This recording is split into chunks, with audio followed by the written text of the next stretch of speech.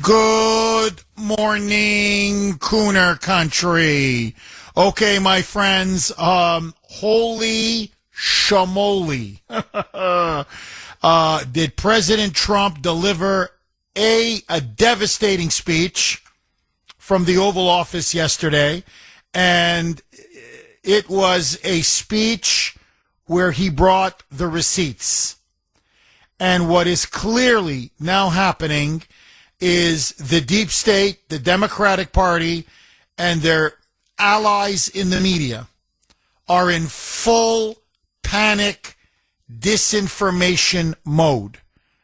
President Trump revealed to the country last night in one of the most important speeches in American history that not only was the 2020 election compromised, not only is there rampant voter fraud in our election system, but that communist China, the CCP, from 2018 on, according to our own intelligence community, and now reports that have been declassified by the president, were engaged in an election interference operation in order to undermine support for the president and eventually drive him from power in the infamous election of 2020. In short, Communist China bought the election or stole the election in collusion with the Democrats, elements of the media, and elements of the deep state in 2020. And Trump now has declassified sensitive, top secret, classified, or whatever, previously classified documents, which now exposes this entire criminal, seditious, treasonous conspiracy. And let me just say a couple of things. Number one, and I'm sorry, but I need to say it. I feel vindicated.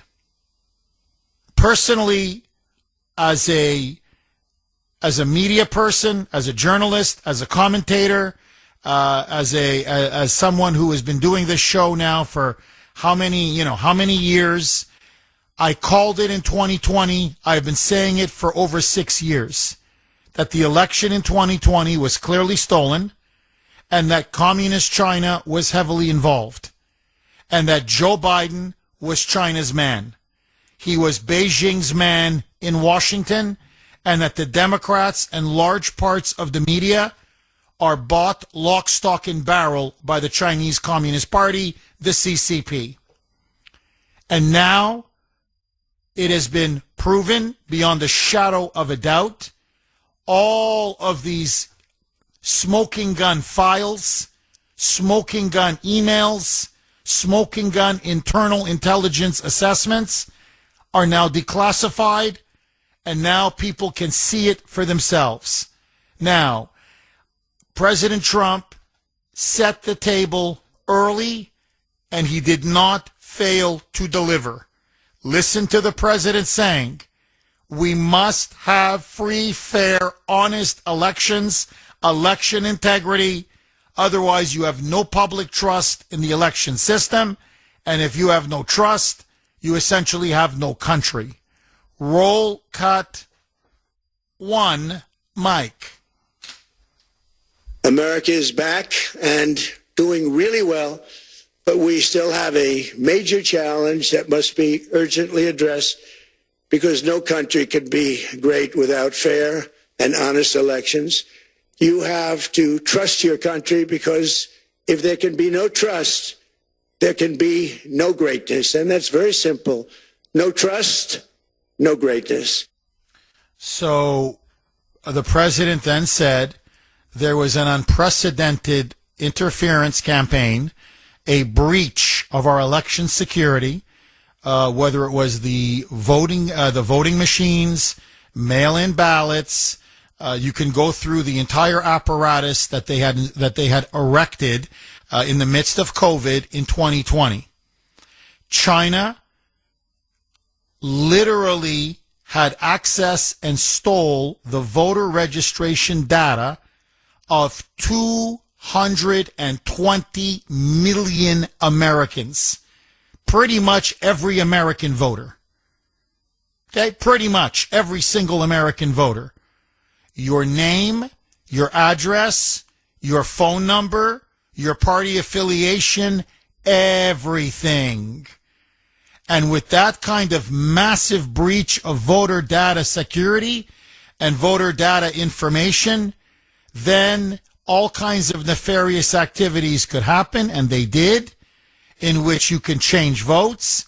You can have people who have not voted suddenly be counted as having voted. In other words, it opens the door to unprecedented voter corruption and unprecedented voter fraud. Listen now to President Trump saying this is a 5-alarm fire. Roll cut 1B, Mike. Tonight, I'm announcing the immediate declassification and release of critical intelligence revealing shocking vulnerabilities in our election infrastructure. This evidence shows that the election system we have dangerously exposes like levels never thought possible to hacking, exploitation, and foreign interference.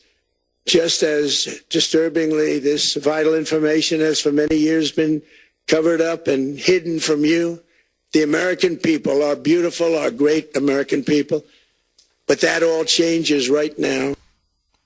Now, President Trump made several, I thought, very, very important points.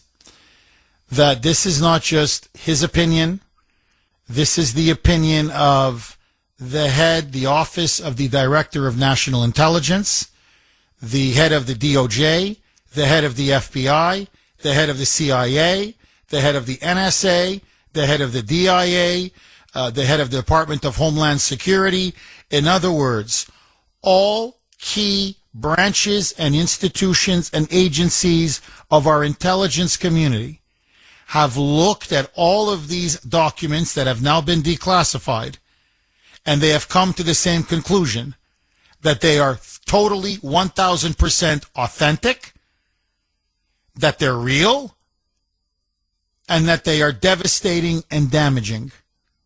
That there is now no question that this was the greatest breach of our election system in American history and by extension in world history. Now, furthermore, as Trump mentioned, there was an element within the deep state beginning in 2018 that formed effectively an alliance with Communist China. This is high treason. This is sedition. In order to defeat President Trump in the 2020 election. In fact, it was part of a larger operation, clandestine intelligence operation, to undermine trust in the president. This was during COVID. And then to either try to manipulate people not to vote, or to try to get people to vote against the President of the United States, or to manipulate vote tallies. Now, furthermore, it was this same rogue element that then deliberately kept that information of a Chinese interference operation. They hid it. They covered it up.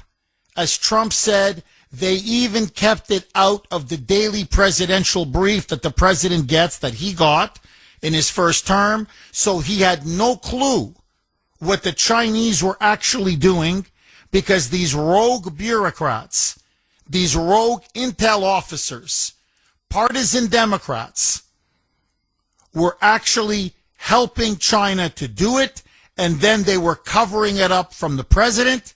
They didn't let Congress know. They let nobody know. And then here's the big one. Our media, the so-called mainstream media, the ones that have lied, that lied about Russia collusion, that lied about Joe Biden winning in 2020, that lied about COVID, that have lied about Trump for 10 long years. Many of them were on the payroll of the CCP. As President Trump said, and I promise I'll play the cut later, they were paid large sums of money to lie and cover up for China's role in interfering in the election and for the fact that the 2020 election was stolen.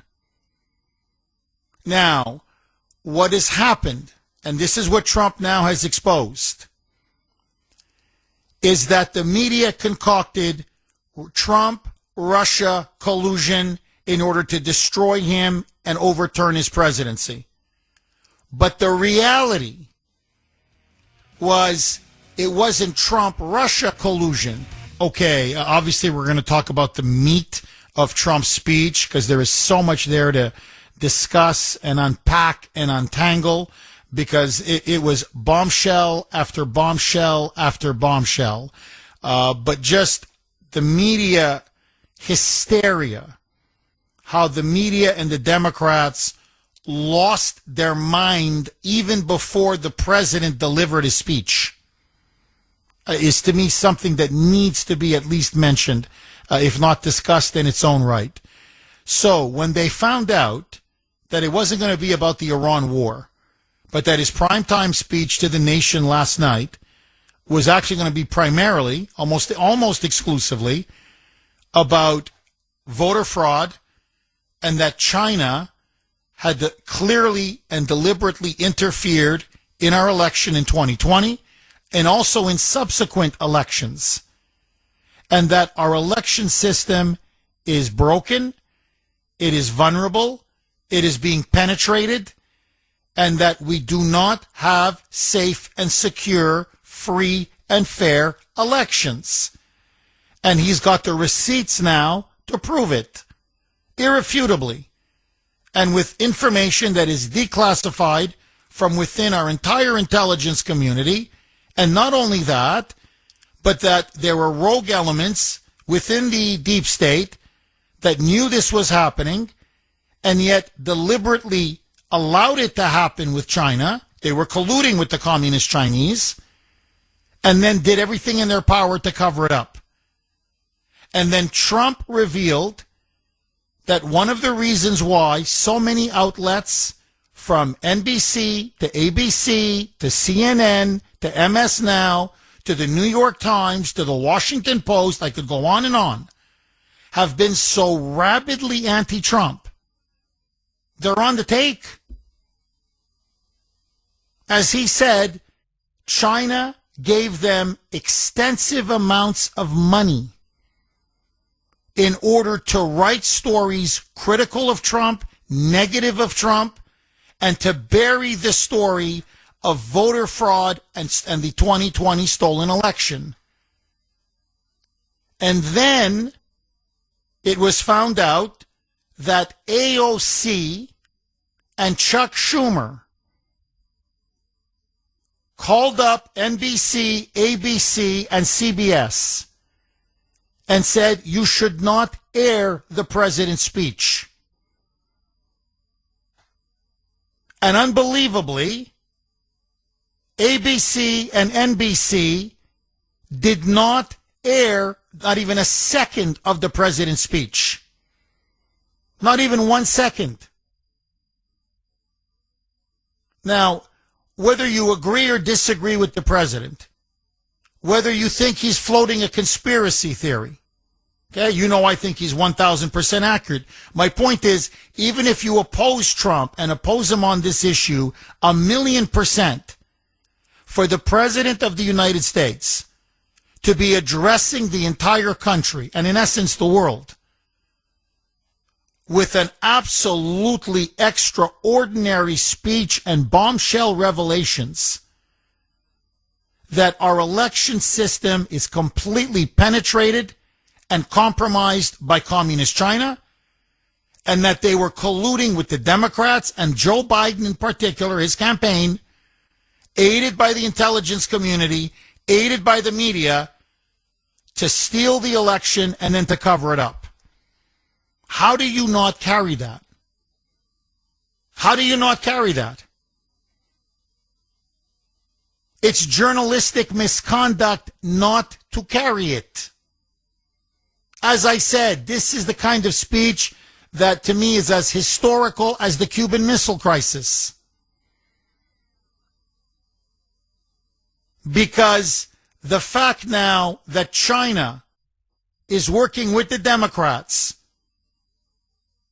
to destroy free and fair elections in the United States is a dagger aimed at the heart of our republic, aimed at the heart of our Constitution, aimed at the heart of our democracy. And yet NBC and ABC, to their eternal shame, this to me is unforgivable. By the way, CNN as well, did not carry a second of the president's speech. And President Trump, shocked, mentioned this in his speech yesterday, saying they don't want you to hear the truth. They don't want you to know what really happened. They don't want you to go to whitehouse.gov, where many of these declassified documents are, or other websites that he gave out saying, you can see the declassified information for yourself. Make your own assessment. We're going to declassify everything now. Because they want to continue to perpetrate the lie that 2020 was, quote unquote, the most secure election in history, which is a bald-faced lie. President Trump then went on to say that their broadcast licenses should be revoked. And he's right. These licenses are worth billions and billions and billions of dollars. They get it for free. But when it comes with an immense responsibility. When the president feels something is so important, he needs to address the nation, you carry the president. You don't censor the president. You don't muzzle the president. And that's exactly what ABC, NBC, CNN did. It was, to me, treason. Treason. Now, CBS did carry part of the speech, although they kept attacking Trump during and before the speech, and then pulled away before he could even finish his speech. So you really didn't get the speech. In a rare move, NBC and ABC Fake News have both said that they would not cover this speech. They knew what it was about because of the fact that they don't like the topic, because they know how corrupt our system is and they don't want to reveal it. They and others in the media are part of a plot. They want to continue this fraud for whatever reason. They want to keep it going. They want to protect the radical left. They can't have a great country, and that's true. You can't have a great country without free and fair elections. Fraud like this should mean a revocation of their licenses. That, of course, was President Trump last night. And to me, his historic speech, one of the greatest speeches ever delivered and one of the most important speeches ever delivered from the Oval Office, in my opinion. The most important speech since the 1962 Cuban Missile Crisis. It is now 6:32 on the great WRKO. Jeff Kuhner, Boston's bulldozer. Their licenses now, I think, should be clearly revoked. No question. And the reason why the media, it was ABC, NBC, CNN, they didn't cover a second. CBS, to their eternal disgrace as well, were already blasting the speech. Tony Dokoupil came on and said there's no evidence. It's all a lie. It's all misinformation, disinformation. President Trump hadn't even come on the screen to speak. He didn't say a single word. And then CBS, about halfway through the speech, just pulled away. MS Now was even worse. They covered just a minute or two, and then they pulled away. Now, what's obvious, and last point, because I want to go to the phone lines, they didn't want the American people to hear the truth. There's no question about that. So they didn't want them to hear the evidence, the now overwhelming, irrefutable evidence. And they don't want to, go to the places that Trump kept, urging people to go, look, please don't take my word for it. Look at all the declassified information. You make your own judgment. It's smoking gun after smoking gun after smoking gun. But the other reason is that now many of them have been taking Chinese communist money. And they were paid to do hit piece after hit piece on Trump, to drive down his numbers, to undermine his administration and him personally, because the Chinese Communist Party wants him out. And they want him out because no one has stood up to communist China the way Donald Trump has. And remember, I kept saying the entire Biden administration, I said, Joey is a puppet of Beijing. They say jump, he says how high. He gave them the store. They bought him, they bought his family, and they bought his presidency. Well, they literally now installed him in power. After the information now that we got discovered and has been revealed last night. And so another reason why you had all of these networks not even showing a second of his speech is because the question now I'm asking, so how many of your reporters were on the take? You're now trying to cover up the fact that you were not only complicit in lying about the election and in enabling China and the voter fraud, but that you also were profiting from it. I want to know how many reporters at the New York Times, how many at the Wall Street Journal, how many at the Washington Post, how many at the Associated Press, how many at Reuters, how many at NBC and CBS and ABC and CNN and MS Now. These people are traitors. And they should all go to jail, and their broadcast licenses should be revoked, period. If I have any critique of President Trump's speech, and I thought it was a brilliant, heroic speech, one of the most heroic speeches a president has ever delivered.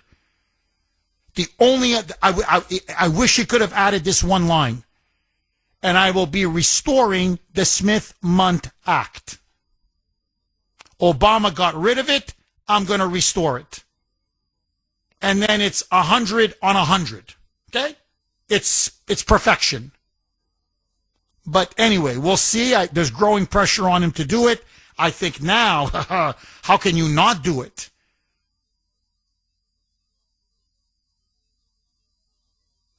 You're not going to put the genie back in the bottle after this. They're already poo-pooing the speech, mocking the speech, defaming the president, making fun of the president, quote-unquote debunking his claims. All of it is pure garbage. Trump has now released and declassified all of the damning information.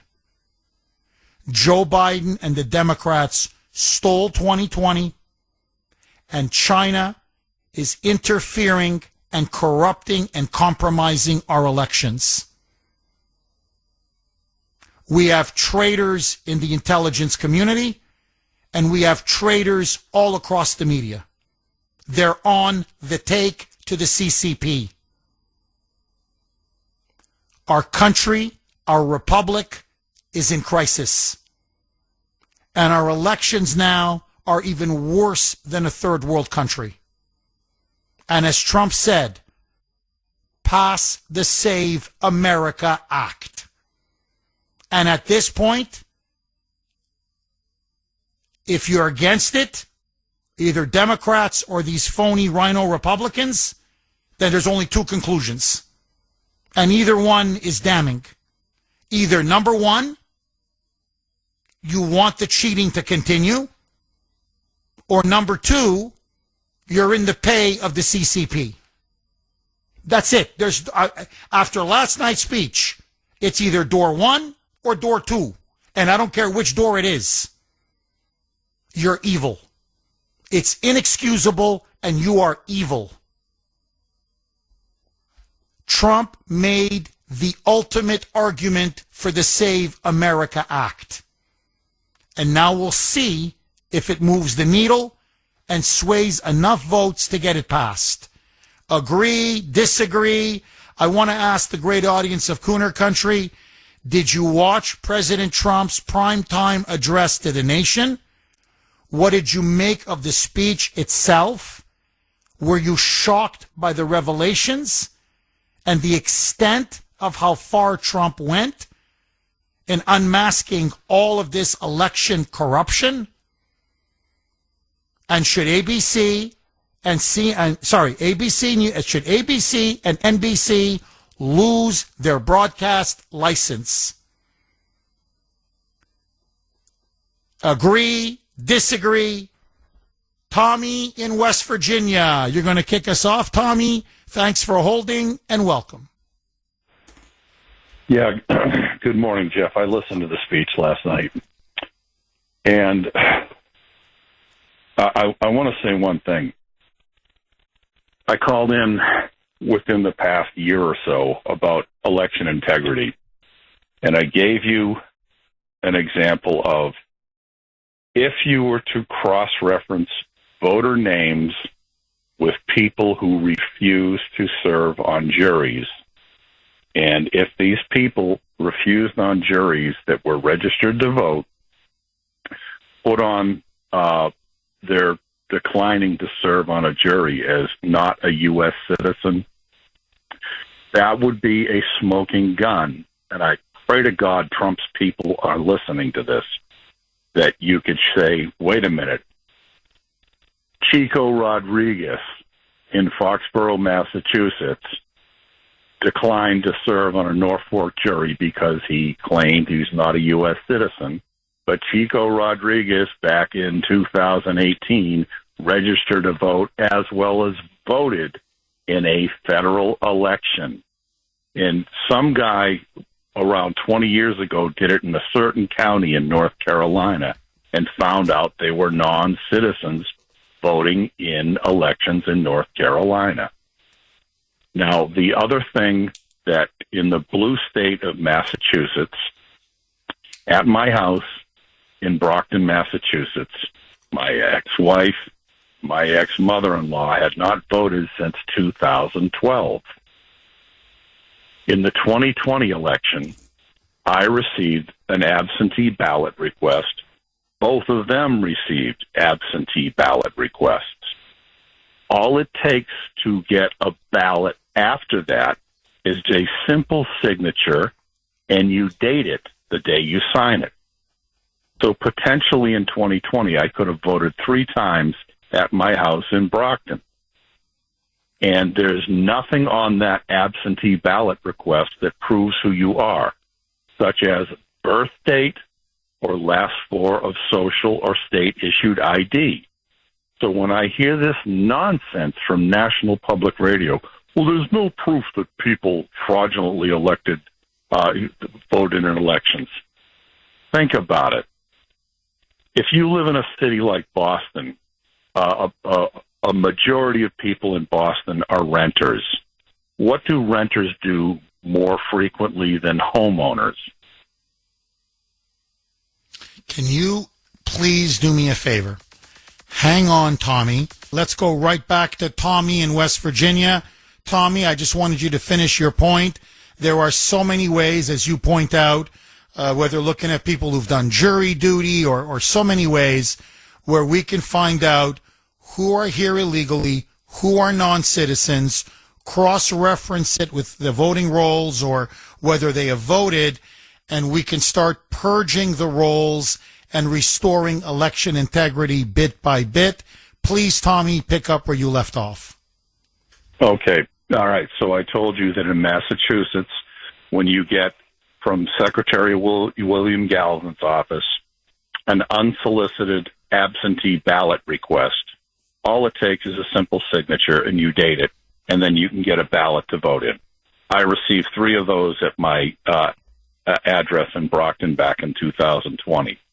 Now, I want the audience to understand that it is illegal for a non-citizen to vote in a federal election. We need to be perfectly clear about that. Municipal elections are different in some cities and states. Now, the other point I want to make is that during the 2024 election, when we had the Healy hotels, migrants staying at one particular hotel in Taunton, Massachusetts, at 777 Miles Standish Boulevard, I called the city of Taunton voter registration, and I spoke to a very nice young man there. I said, has anyone been registered to vote there? And he got back to me, and he said, yes. And some of those names that were there had French-sounding surnames. And, well, what particular group of people were staying at the Healy Hotel in Taunton, Massachusetts in the summer of 23 and 24? People from Haiti. And how did they get registered to vote? And he could tell this by the voter registration list. They got registered to vote when they got their driver's license. As you know, Massachusetts issues driver's license to immigrants, whether they're here legally or illegally. So you can't tell me that we don't have a foolproof, that our election integrity, at least in the state of Massachusetts, is foolproof. No, it's not. And if you were to have a foolproof system of voting by mail, you would have to put down pertinent information of who you were. And when the one thing that Trump brought up last night that to me was the smoking gun was the mayoral race in Los Angeles, because the woman that came in second, number one, the night of the election, she gave her concession speech. Number two, a few days afterwards, all of a sudden, all of these absentee ballots came in that voted for the second person, who happens to be a Democrat. And Spencer Pratt was pretty much just ruled out of that. And for highly educated white liberals of media to dismiss an anomaly like that happened after that, you're in denial. So I know you've got a lot of callers on this. No, Tommy, look, you hit the nail on the head. It's willful blindness. You're right. They don't want to see it because they're out to destroy Trump, and they're in the tank for the Democrats. And to me, what ABC and NBC did, I mean, this is now, how do I say, they've lifted the veil. If you're not even going to carry the president's speech, that shows to me, A, you know there's rampant voter fraud, and now you're going to do everything in your power to try to prevent people from even hearing about it or knowing about it. And then when Trump came out saying, look, we got the receipts, they were paying countless reporters and journalists on the take to write stories against me, and in particular to say there's no voter fraud. So, and just to further reinforce your point, Tommy, a very dear friend of mine, Bill, I don't want to say his last name, but it's not Bill in Sudbury. Well, actually, I don't want to say that. His name is Bill. It's not Bill in Sudbury, obviously. Sent me a photo. This was just a couple days ago. And he said, look, I just got another mail ballot application. The last time it was 3 to my name, just to my name, 3. So I could have voted 3 times. He's saying, and by the way, he votes in person. He goes, I don't vote by mail, but they keep sending me these mail ballot applications. And they're sending more than one to him. I got 3. I'll never forget it in 2020. Grace got 3. So if we weren't ethical people, we could have voted 6 times.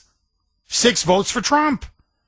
So don't tell me, I mean, I can get you much more deeper in terms of proof, but just that alone, don't tell me we have secure elections and there's no voting fraud and corruption when I got 3 ballots, my wife got 3 ballots, one of my best friends got 3 ballots, and we could have easily voted 9 times for Trump. And then on social media, the people are openly bragging, saying, yeah, I got 4, I got 5, I got 6. I voted for Trump. I voted for Biden 6 times. Ha, ha, ha, ha. So what I'm saying is it's obvious. It's rigged against Trump. It's rigged against the Republicans. Let me say one last thing. Trump revealed this is why blue states like California, like Massachusetts, like New York, like Illinois, refuse to hand over the state voting rolls. We just hand them over. And all we want to do, they have a sophisticated piece of software that can do instant data analysis that will show whatever, Jeff Kuhner. Okay, information about Jeff Kuhner. Yeah, he's a citizen. Okay, he can say on the voting roll. Joe Blow. No, Joe Blow is not an American citizen. Joe Blow is a non-citizen, an illegal, here on some kind of a work visa, whatever. So if he's a non-citizen, why is Joe Blow on the voting rolls? Joe Blow's got to be taken off the voting rolls. They don't want to hand him over. They don't want to hand him over. And as Trump said last night, why wouldn't you want to hand them over? Because you're cheating and you want to cheat. It's obvious. And even with them withholding, we're talking now tens of millions of voting rolls. Tens of millions of voters on these rolls. Preliminary analysis. I'll play the cut if you want. 250,000 illegal aliens or dead people who are active are on the voting rolls. Federal elections. That's 250,000. And that's just the tip of the iceberg. That's 250,000 without all these blue states covering up their voting rolls. Now, you may say, well, Jeff, in a country like ours, what's 250,000 votes? 250,000 votes in 2020 was the difference in Michigan, Wisconsin, Georgia, and Pennsylvania pretty much combined. So 250,000 was the difference between Biden and Trump winning or losing in 2020. But no, the most secure election in history. Oh my God, was this secure? So secure. You can't find me not even one instance of fraud. Instead, it was inundated with fraud. And now we know, completely backed and propelled by the Chinese Communist Party. In collusion with Democrats, in collusion with the media, and in conclusion with rogue elements of the deep state. Michael in New Hampshire. Thanks for holding, Michael, and welcome. Hi, Jeff. Hi. While I was on hold, you already mentioned about CBS supposedly covering President Trump's speech.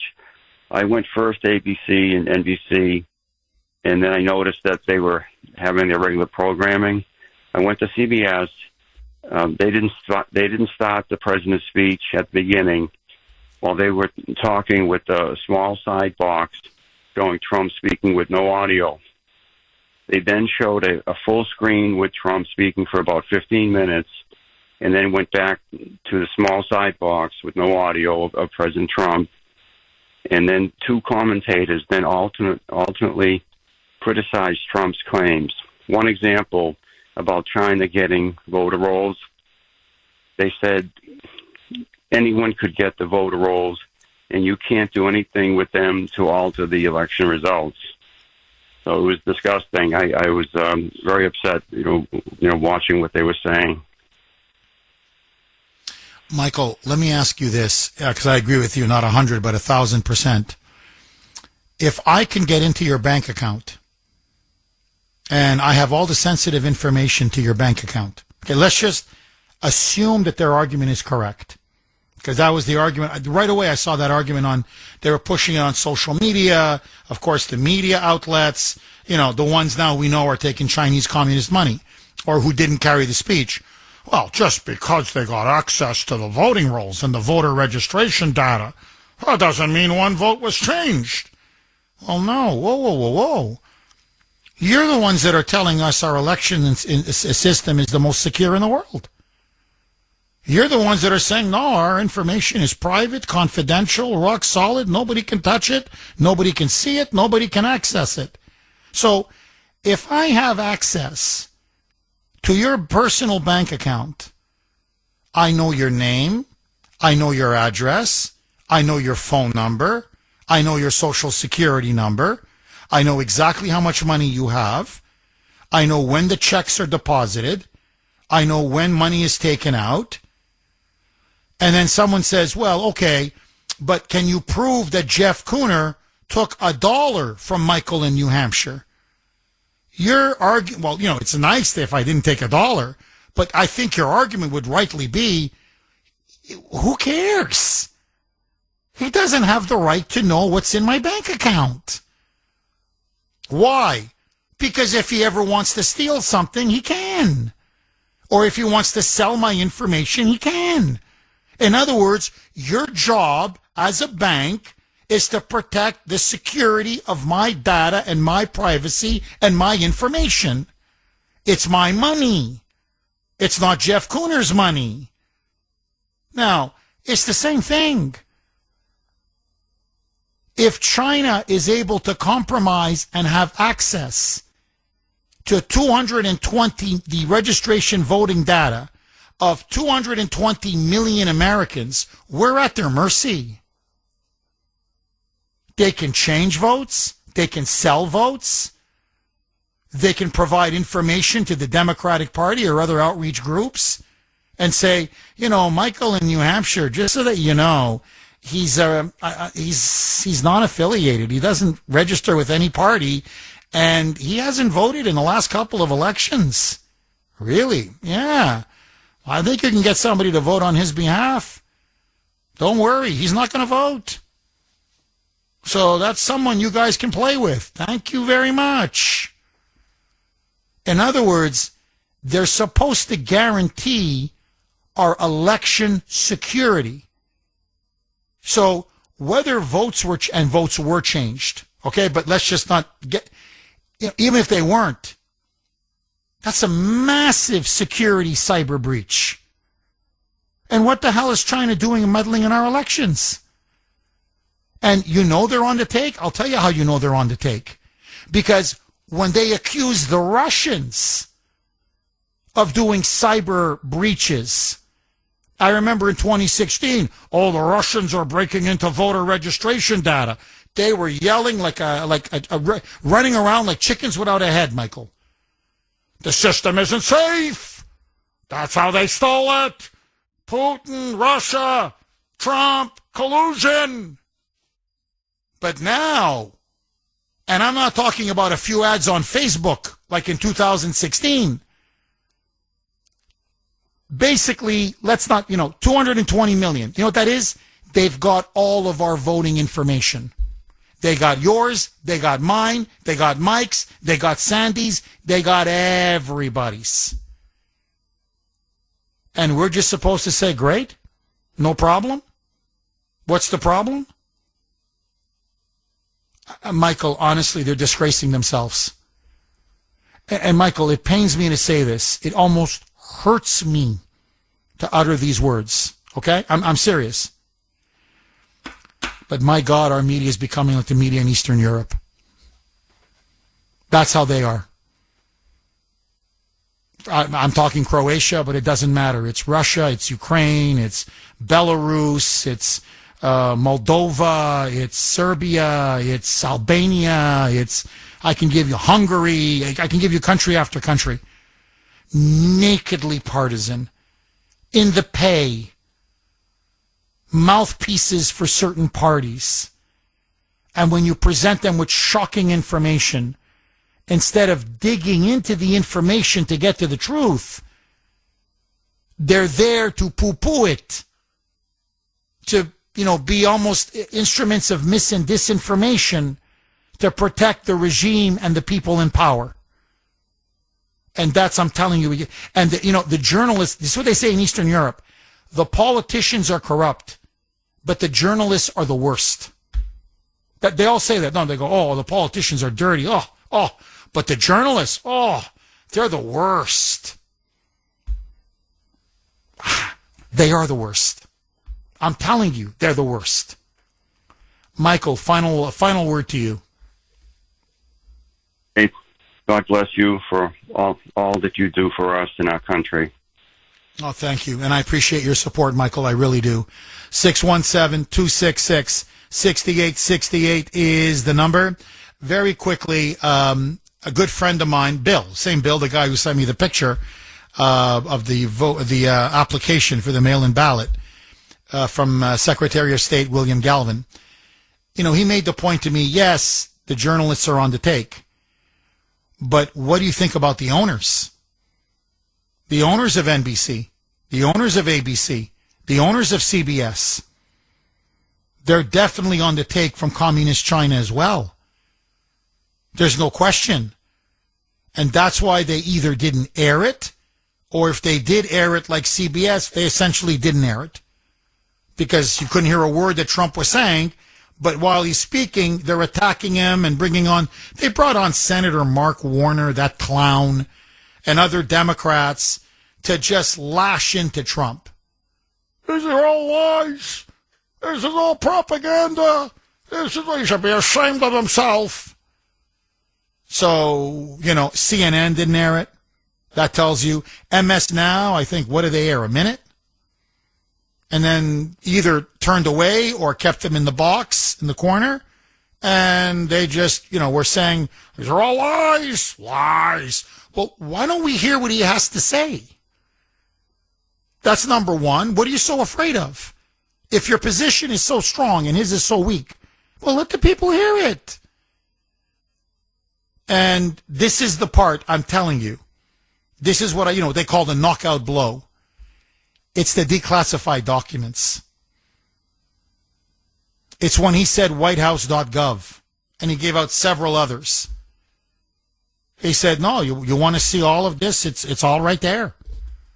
You want to see the statements from senior intelligence officials who said, we know China's been trying to infiltrate, and they've compromised all these voter registration data, but we can't let the president see it? In fact, one person bragged, said, we're running, quote, a shadow government, unquote. We're not going to let the president see it, and we're definitely not going to let the American people see it. So you're allowing and enabling China to interfere in our election and tilt it in favor of Joe Biden, steal it for Joe Biden, and your goal is to make sure the president doesn't know it and that the American people don't know it? I'm sorry, you're an effing traitor. I don't like to. I didn't drop the F-bomb, but if I had, if I wasn't going to get fined, I'm telling you, I would drop the F-bomb. You're an effing traitor. I don't care. The Democrat, Republican, liberal, conservative. You're going to go in bed with communist China? That's like going in bed with the old Soviet Union or Nazi Germany. And you're going to let them steal our elections, compromise our elections, corrupt our elections? Because you so hate one candidate or one president? Heads need to roll. And look, I'm so grateful that President Trump has released all of this. But if nobody goes to jail, then you're just wasting everybody's time. Like, people have to go to jail. And I'm sorry, but broadcast licenses now need to be revoked. People need to be fined massively. And people have to go behind bars. This was treason in the dead of night. It's like, remember Milley, Mark Milley? Okay, that coward. Remember Milley? Where at the end of Trump's term after January 6th, and he was caught having called his, basically his equivalent in China and said, don't worry, if there's ever a war between us and you, I will give you 30 minutes advance notice. And people were like, Why would you say that? I mean, that's treason. You wouldn't say that to Vladimir Putin, I guarantee you that. So why to China? Our number one enemy, our number one adversary. Well, now we know. The Chinese Communist Party were buying people up left, right, and center. They bought up the top leadership of the Democratic Party. They have bought up Mitch McConnell. They have bought up key rhinos. I believe that's the reason why these rhinos now are against the SAVE Act. Because the last thing the Chi-Coms want, as Trump said yesterday, is honest, free, and fair elections. They have to rig the elections to put the Democrats in power so China can continue to influence and control us. Okay, the morning after Trump's historic speech last night, as I said, to me, one of the most important in American history, clearly the most important delivered from the Oval Office since the 1962 Cuban Missile Crisis. And the Kuhner Country poll question of the day, sponsored by Mario's. Mario's Quality Roofing, Siding, and Windows. Should all FCC, Federal Communications Commission, should all FCC licensed broadcast networks be required to carry presidential addresses on pain of losing their license? In other words, should ABC, NBC, CBS, Fox, not Fox News, Fox, should, because they need an FCC license to broadcast their networks, should they be required to carry a primetime presidential address to the nation from the Oval Office? NBC and ABC did not deliberately. CBS, I mean, you see Trump's face, but they wouldn't allow the audio to come out because they just kept bashing the guy for his entire speech. So my question is, should these major networks, should they have their licenses revoked if they refuse, like last night, to carry the president's speech? A, yes. B, no. I'm a yes all the way. All the way. Not only was it censorship, not only was it incredibly disrespectful to the office of the presidency and to the American people, but it was treason. Because now they've been implicated in maybe the greatest political scandal in the history of the United States.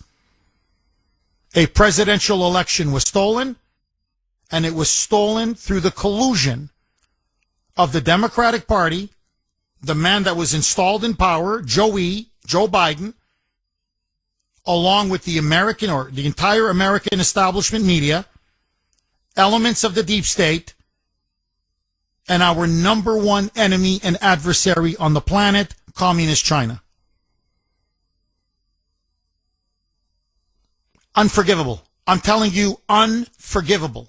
Unforgivable. So, do I think their licenses should be revoked? You better believe it. But that's me. A, yes. B, no.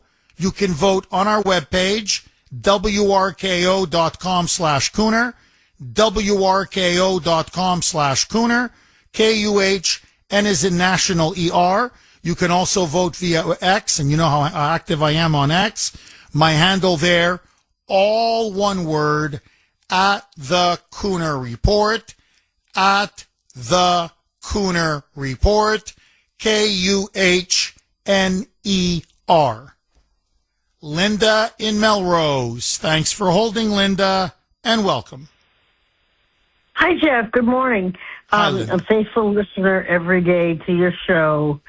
I listened to the speech, and I've done a little bit of research since, and apparently all of the things he said about China are really not new. It's been known all along that China has tried to influence with our elections. And John Radcliffe, who was director of national intelligence at the time, stated in 2020 that the intelligence community had discovered that China did try to interfere, but that it did not affect the election in any way.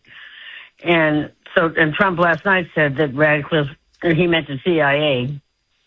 I don't know if he mentioned Radcliffe by name, but he is now the CIA director. There's a lot of I think misunderstanding here. Trump said a lot, and I can see why people, could sort of fall for what he said as far as trying to interfering. But it's been proven that they didn't actually change the outcome of the election.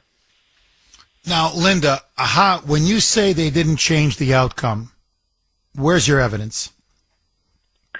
Well, actually reading something online right now that says that John Radcliffe, Director of National Intelligence in 2020, stated that the intelligence community did not believe China interfered enough in the election to change the outcome. Well, that's just his opinion. John Radcliffe? Yeah. He was Director of National Intelligence and is now CIA Director. Okay. And Trump last night said that the CIA agreed with him, and yet Radcliffe. What he said last night. You can just look at the transcript of the speech again. What President Trump said was the documents that they are now declassifying, that the CIA, the DOJ, the FBI, the NSA, the DIA, and the Director of National Intelligence and the DHS all say these documents are authentic. And what those documents say is that China did interfere and that China clearly breached our entire voter data registration system and that they were colluding with the Democrats the entire time and that their intent was to defeat the president, to destroy the president, and that they would do any and all means to do it, including, as Trump said, create a voter exploitation unit. Okay, we're going to go right back to Linda in Medford. But before we do, I just want to play two cuts, and I think it will clarify exactly what Trump said last night and the depth and scale of the scandal of the election of 2020. Listen now to the president saying, we're now going to be declassifying documents that the deep state, the Democrats, the Biden regime, along with Obama, did everything in their power to keep hidden. They didn't want me to know when I was president, and they kept it out from the presidential daily briefing. But more importantly, they didn't want you to know. And the media played along. So listen now to what the president exposed last night. Roll cut 2A, a mic. The documents cover 5 major areas of concern. First, they show that over a period of years, starting during the 2020 election cycle, the People's Republic of China carried out what is believed to be the largest compromise of election data in history, resulting in China's illicit acquisition of 220 million U.S. voter files. That information includes names, addresses, phone numbers, political party preferences, and other sensitive data that would be needed to register to vote and engage in other nefarious activities, which is exactly what was happening. This data loss presents an unprecedented election security nightmare. The intelligence even shows that China assigned a data exploitation unit specifically to this new project. So what we now know definitively is that our own intelligence community said, yes, our election systems have been breached. They were compromised. The Chinese got hold of basically everyone's voting registration data, everything. And you can then use it, you can sell it, you can manipulate it, You can find out who voted and who didn't, and then give it to someone, and then they can vote on your behalf. I could go on and on. And that they even had a team specifically designed to now use this information against the President of the United States and to undermine him in the election of 2020. Now, furthermore, and it's just scandal upon scandal upon scandal, within the intelligence community, the so-called deep state, there were so-called rogue bureaucrats or rogue officials who knew about this unprecedented in the history of the world in terms of its scale, compromise and breach of our election system integrity, and yet refuse to tell the president, which is their job, to notify Congress, which is their job, or to at least tell the American people. Instead, they covered it up because they were allying, colluding with our mortal enemy, Communist China. Roll cut 2B, Mike. Compounding the travesty, the second set of documents we are releasing reveals that members of the deep state, very, very famous group of people, many cases, in our intelligence agency work to actively suppress and downplay information about the extent of China's sinister election meddling, covering it up from both the president and the American people like nobody thought was possible. Shocking. Honestly, shocking. I'm going to get back to Linda, I promise. But I think now there are many consequences that need to flow from this. This state visit by Xi Jinping should be called off immediately. Absolutely immediately. What they did is, to me, unforgivable. Say, Xi, there's no more meeting. Number two, we are going to sanction China. We are going to now impose 100% tariffs across the entire board. There are going to be now massive trade and economic consequences from what you've done. And we're going to restore the Smith-Mundt Act. That is the minimum that needs to be done. The absolute bare minimum. You can no longer use our airwaves for propaganda, especially on behalf of a foreign communist power.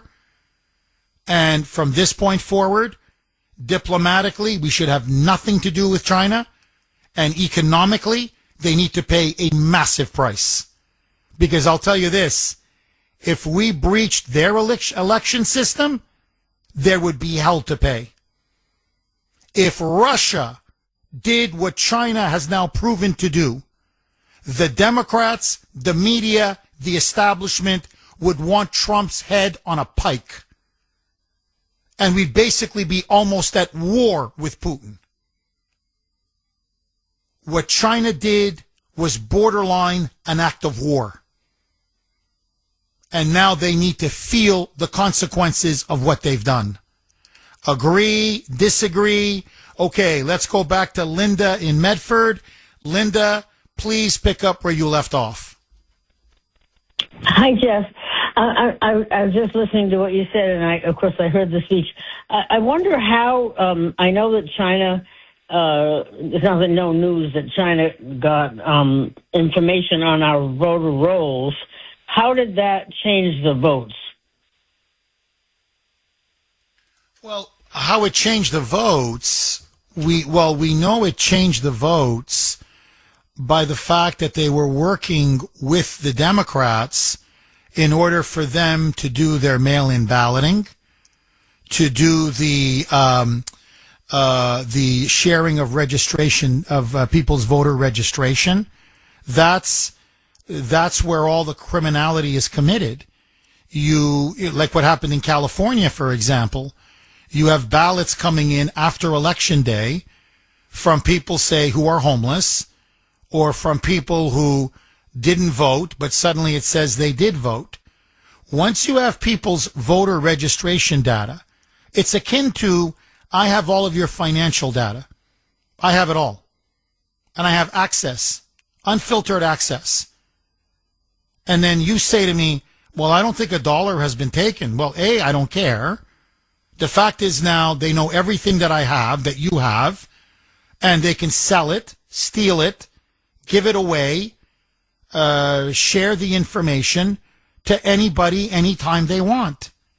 So what happens now, you see, there's an expression. It's not just a conflict of interest.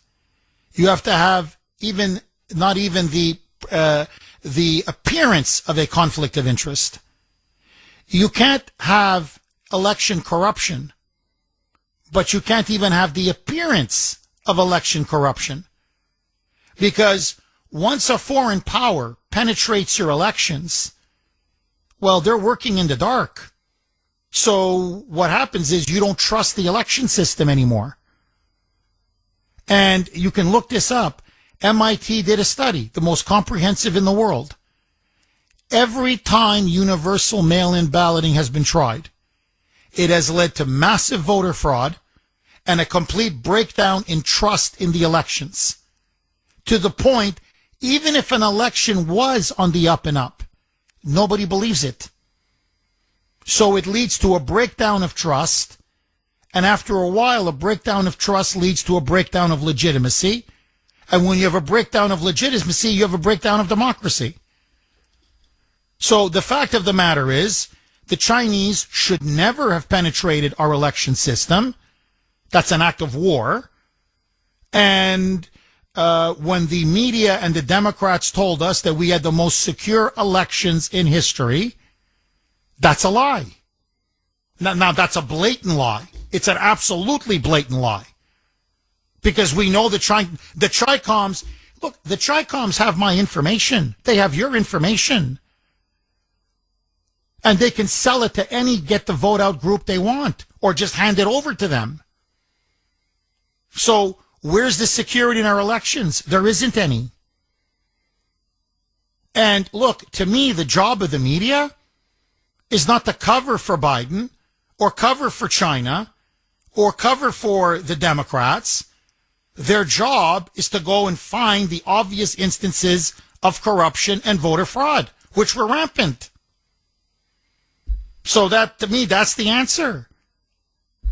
It's like how they stole it from Spencer Pratt. So instead of all they say is there's no evidence, there's no evidence, there's no evidence, there's no evidence. Well, there's a ton of evidence. You just don't want to go find it. So, no, look, this is not going away now. This is it. There's no putting the genie back in the bottle. And look, now we know why. We know why the Tricoms wanted Biden in power. U.S. spy agencies began learning about the compromise of voter registration files in 2020 when they discovered that tens of millions of voter data, think of that, tens of millions of voters' data in 18 states have been bought, stolen, or hacked by China. Yet those responsible for sounding the alarm instead kept the information secret and hidden. They did not disclose to me as president or to anyone else, and to the best of our knowledge, they did not inform Congress. In fact, all they kept saying is, this is the most secure election in the history of our country. A standard, very pat line that was divvied out to say. That was President Trump from last night's really incredible, extraordinary speech. Truly extraordinary. Again, I've never seen anything like this. The only parallel is the Cuban Missile Crisis speech by John F. Kennedy in 1962. This is now going to have massive ramifications politically, electorally, geopolitically, economically. I can go right across the board. Our relationship with China, to me, this is akin to Churchill's famous speech about in 1946 in Fulton, Missouri, an iron curtain has descended across Eastern Europe, which is considered the speech that essentially launched the Cold War. This speech, we have a Cold War now with China. There's now no question. They're a subversive communist power. in many ways more strong and more powerful than the Soviet Union ever was. And now they have compromised not just Congress, not just our political system, not just our economic system, but now they've compromised our very election integrity itself. And I just want to read this text from my friend Bill, who I talked about earlier. And Bill just sent me this on my personal line. Jeff, I'm at the gym right now as I'm listening to you. Several big TV screens, ABC, NBC, MS Now, Channel 25, etc., all discrediting Trump. Local channels essentially giving the speech a minute or so, saying most of, quote, this was already known, unquote, and, quote, there's no evidence of widespread voter fraud, unquote. Restore Smith-Munt Act today. I mean, it's pure propaganda. They don't want people to hear the speech, listen to the speech, or go to the evidence that the speech lays out, saying, you know, go to these places where all of these files and documents have now been completely and utterly declassified. It's smoking gun after smoking gun after smoking gun. So not only did the Chinese communists penetrate and interfere in our elections, but and compromise over 220 million Americans' voter registration data. But listen to this. This was something that they had begun to do in 2018 in the midterm elections then, getting ready for the 2020 election. And the goal, this cover-up by people in our intelligence community in the deep state, is because they wanted Donald Trump out. The Democrats, the deep state, the media, and communist China shared a common goal and objective. Evil Orange Man had to go. Roll cut 3A, Mike. The cover-up of this colossal security breach is even more disturbing in light of the additional information showing that China engaged in other election-related activities to undermine my first administration and our 2020 campaign. They did not want, and they just didn't want it. They fought like hell not to have it, Donald Trump, to win, and for good reason. As the documents we are releasing show, CIA reporting explicitly stated, and I quote, in mid-2018, the Chinese Communist Party's policy was to leverage all domestic and foreign elements that were opposed to the U.S. president in an effort to reduce the U.S. president's votes and make him resign or prevent his re-election. Isn't that nice? I mean, I guess we all knew it. I didn't quite appreciate the extent and the scope of it, to be honest. And now that we have all of this evidence and declassified, very sensitive information, the tranche after tranche after tranche, batch after batch after batch of all of these documents and sensitive files, it's shocking. It's shocking to the core.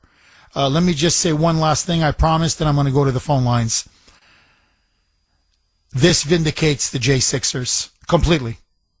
Completely. It's now beyond the shadow of a doubt 2020 was stolen. China meddled. That Joe Biden was an illegitimate president, fraudulently elected, no question. And that the political establishment, in collusion with communist China, did everything in their power to overthrow the president. It was essentially a coup, and then to suppress the evidence for no one to see. And when the J6ers went to protest, they had every right to protest because it was clearly now a stolen election. And not only should they have been pardoned, which I agree with President Trump for doing, but now in the wake of this, every single one of them should get financial compensation. In other words, the government needs to cut him a check because they have been utterly and completely vindicated in protesting what was the greatest crime and the greatest scandal in American history. 617-266-6868. Agree, disagree. Let's go to Mike. Who do you want me to go to next? Bruce in Woburn. Thanks for holding, Bruce, and welcome.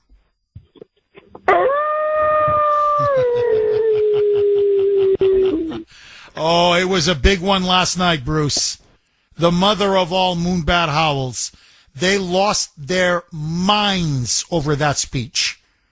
I've never seen anything like this. And for them to risk their broadcast license, not to play, not to just air a speech by a president, you can tell ABC is worried, NBC is worried, because they've got The View, they've got George Stephanopoulos, they've got Meet the Press, they've got NBC News, they've got MS Now. When the president said journalists were on the take, and we have the receipts, they were getting paid to attack me and to say there was no election fraud, and they refused to air it, it was an admission of guilt. Bruce, I think the president now has him by the tonsils, and my advice to him, squeeze. What say you? What say me? Well, he's been exposing them. I mean, and he says right to their face, "You're fake news. You lie. You do this. You do that." But they're the deep state. They're the swamp. They are the enemy of this country. They censored us from. Well, I watch Newsmax, so I get the real deal. I'm done with all these other networks. They should be all done all together. And I don't understand these people that they call themselves so smart, so brilliant, because they're super college educated.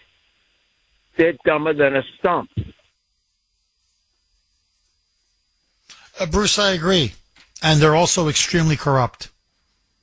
They're really corrupt. And, it's not just that they're politically or ideologically corrupt, meaning they're, Democrat activists masquerading as journalists. That's a corruption of the profession. That's a moral corruption, an ethical corruption. No. They're like in Eastern Europe. They're financially corrupt. They're on the take, just like the politicians. And they lie, just like the politicians. And they spin a false narrative, just like the politicians. And I think that's what Trump exposed yesterday. And that is what is so devastating. They're never going to recover from this.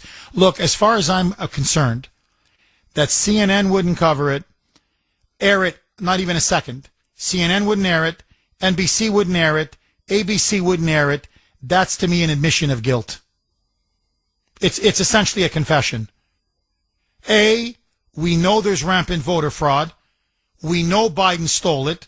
We know China colluded with Biden and the Democrats to steal it. And our reporters and journalists are on the take. We were getting paid by a foreign enemy, a mortal enemy, to write lies about the election, about voting corruption, and about President Trump. And so we keep asking ourselves about Trump derangement syndrome. And a lot of it is now we can see it's financially motivated. It's like everyone says, well, all these stories going after Trump, they just won't stop. And we all thought it was like a psychological problem or a neurosis or, whatever, a psychological or an ideological political sickness. Some of it is that. But after last night, follow the money. The more you attack them and vilify them, the more money you make. And notice, they never criticize CCP. They never, have you noticed? They never criticize the Chinese Communist Party. Ever. Ever.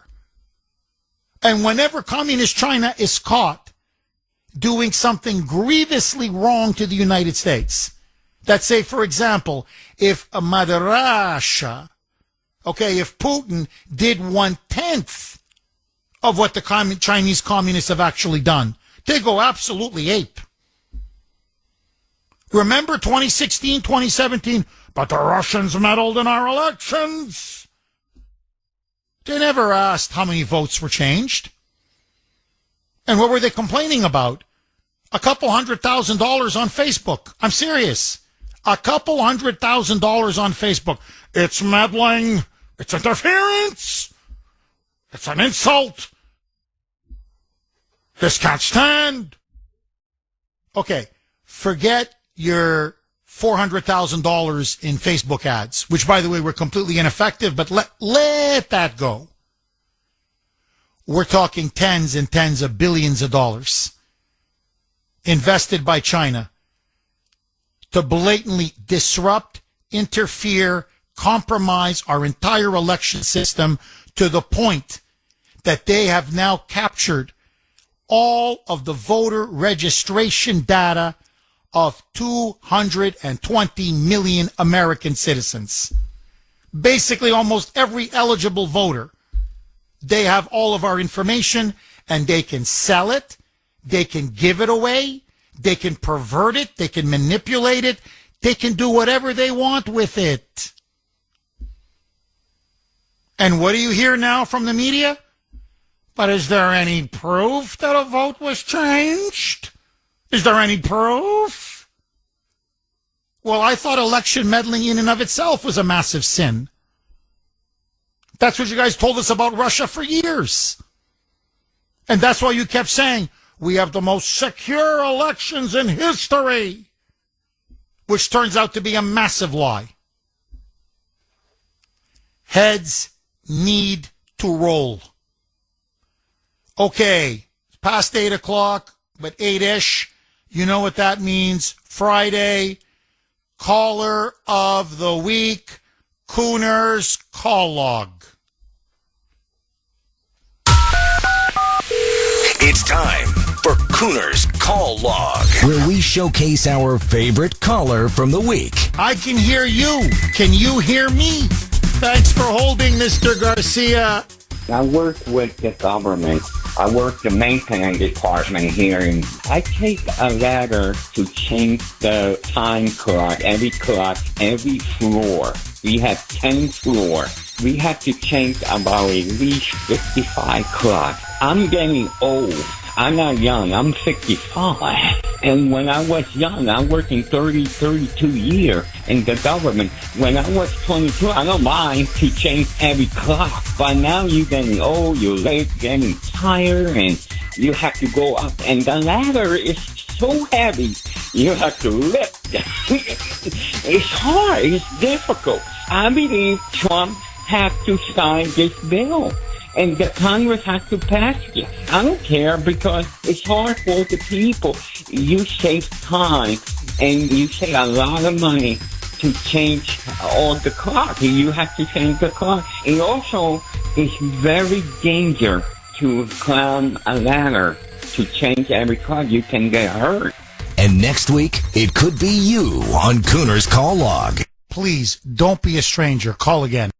I love Mr. Garcia. Obviously in a non-sexual way, but long-time caller, long-time listener, speaks from the heart every single time. And I feel sorry for the guy. You know, it breaks his back, and he just wants permanent daylight savings time. Stop changing the clock. Why? Because I got to go, what is it, 10 floors? This poor guy where he works? What did he say, 55, 60 clocks? And, with a ladder, and the ladder is heavy, and I got to carry it up 10 floors, he told me. When he called in, 10 floors. Carry that heavy, 65. Carry that heavy ladder up floor after floor after floor to keep changing these freaking clocks. By the way, that's Kuhner country. Works to the bone. To the bone. Pays his taxes, obeys the laws, loves his country, and minds his own business. 617-266-6868. So congratulations to you, Mr. Garcia. Okay, lines are blazing. Rob in Dedham. Thanks for holding, Rob, and welcome. Jeff. Rahab, my friend. Did you watch the speech? Absolutely. It was tremendous. It was things we sort of knew, but the stuff about releasing the 220 million voter records was interesting. However, listen, these guys on the other team have cheated so many different ways. Remember, go back to when Reagan was a president. Ted Kennedy was reaching out to the USSR. Now, we've already had the bioweapons hit us, the chemical weapons with fentanyl, the bioweapons obviously with the CCP virus, the elections. It's all there, folks. You got to wake up. So they can cheat motor voter, mail-in, machines, databases, fake ballots, illegal aliens. And the thing is, there's not just one. I've already started the journey. Rob, look, if I lived in your district, I would vote for you, 1,000 times. I completely agree with you, Rob. And look, you just touched on something. I think there's now no question that the Chinese Communist Party, Xi Jinping, released COVID, as Trump called it rightly, the China virus, deliberately. There's no question now. When you see how active and determined they were to manipulate and corrupt and infiltrate our entire election system, and how our own intelligence community, in their own words, say that the Chinese Communist Party are determined to bring Trump down at any cost. And they're willing to bribe people in the media, and they found many people willing to take money, and they even have allies in the deep state and the intelligence community, deep ties to Democrats, deep ties to the Biden campaign. It's obvious. They released COVID to bring down the President of the United States. And how many millions of people were killed? They don't give a damn. They don't give a damn. And I think Communist China and Xi need to pay a tremendous price for what they've done. I think there's no question. And, let me just say this. Whatever your feelings about the war with Iran, please, I beg of you, and I don't like the Iranian regime, and I don't want them to get a nuclear bomb. You know my position on that. But Iran is a minor player compared to Communist China. They're essentially a partner, a junior small-time partner of Communist China. Communist China is now the new Soviet Union, but with with many more people. 617-266-6868 is the number. Okay, I want you to listen now to again, a little bit from the president's historic speech yesterday, where he says, and again, he said, it's declassified. You can all read the intelligence reports yourself. Raw intelligence obtained by the FBI in 2020. Listen now to what they show beyond the shadow of a doubt. Roll cut 5, Mike. But it gets even worse. Raw intelligence obtained by the FBI in 2020, yet buried by rogue bureaucrats, stated that China's activities even included an attempt to manufacture illegal ballots for Joe Biden. Documents show that during this period, dozens of significant CIA and NSA reports about China's election targeting were kept out of the presidential briefing. These were briefings I would get almost every day. Everything was kept out that was of importance. So the Chinese were deliberately working with the Democrats to illegally manufacture votes, ballots, for Joe Biden. And elements of the intelligence community knew about it and not only covered it up and suppressed it, but they didn't even allow it to be included in the president's daily briefing. I mean, this is unbelievable.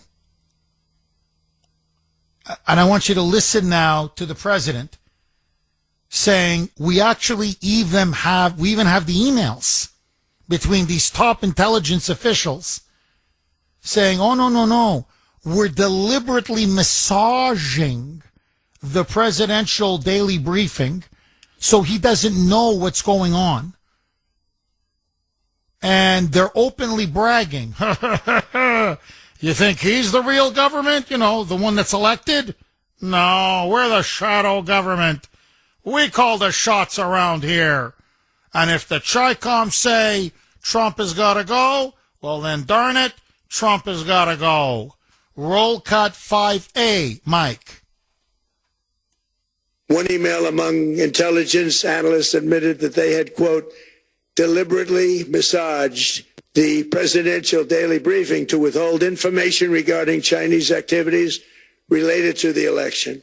Another official inside the FBI wrote that she was running, quote, a shadow government, unquote, to keep intelligence about China's election meddling from becoming known and to keep it away from the honorable press. Other officials who witnessed such efforts perceived the motivations to be blatantly political. You can text the Kuhner Man 70470-70470. This is from 617. Jeff, CNN, ABC, NBC, CBS, MS Now, all work for China, not America. It is so obvious. Bingo. This is from 781. Jeff, the media were not lying at all. Not a single word. The 2020 election was indeed the most secure election we've ever had. Communist China completely secured the election for its own ends with bribery and blackmail. Bingo. Bingo, 781. Okay, let's go right back to the blazing red-hot phone lines, 617-266-6868 if you want to call in. Janice in Melrose. Thanks for holding, Janice, and welcome. Jeff. I was just looking at the postcard I got this week for my mail-in ballot, and there's a website. I didn't realize I couldn't order a ballot online. And the left keeps saying that there's nothing you can do when you hack into voter rolls. Well, China would have enough information to go online in Massachusetts and log in as me because they have all my information. And when they do that, they could change my party affiliation, which would affect some people in certain states for their primaries. They could change the address where I want my ballot mailed. They could delete me completely, or they could make changes where I would have to go to a different polling location, but I wouldn't know that on Election Day. So there's a lot that they can do with these records, and I keep hearing on the media, well, there's nothing, it doesn't affect anything, but I just wanted to mention that. Oh, you're dead on. In fact, well, they can vote on your behalf. I mean, that's the most obvious way of fraud. Or, sell or give your information, say, to a Democrat get out the vote group, and then they can just vote on your behalf. And what are you going to do? There's nothing you can do about it. So, I mean, this is what I mean. This is why you don't allow this. You don't allow any country. Okay, please, whatever you're doing, I just need you to just take a breather. And for about the next minute, please give me your absolute undivided attention. As if you saw the speech last night, or even if you read about it, what is obvious is that, yes, Trump made a devastating expose, maybe the most devastating in American history. But it all had a purpose to it, which is to put maximum pressure on Congress, especially the Rhino Republicans, to pass the Save America Act. Because if you pass the Save America Act, it is almost impossible for the Democrats, with the Chi-Coms helping them, to steal another election. You have to have photo voter ID if you want to vote, to show up. You have to prove American citizenship, show proof of citizenship in order to be registered to vote. And it severely limits mail-in balloting. Game, set, match. I want you to listen now to a liberal Democrat senator, Alyssa Slotkin. She's speaking in front of donors and Democrat activists. And she says the quiet part out loud. We're going to do everything in our power to block and kill the SAVE Act. Why? Because if we don't block it and it becomes law, well, here it is, in her own words, straight from the proverbial horse's mouth. Here it is, roll cut 25, Mike. The other thing that we blocked yesterday was the SAVE Act, right? Which was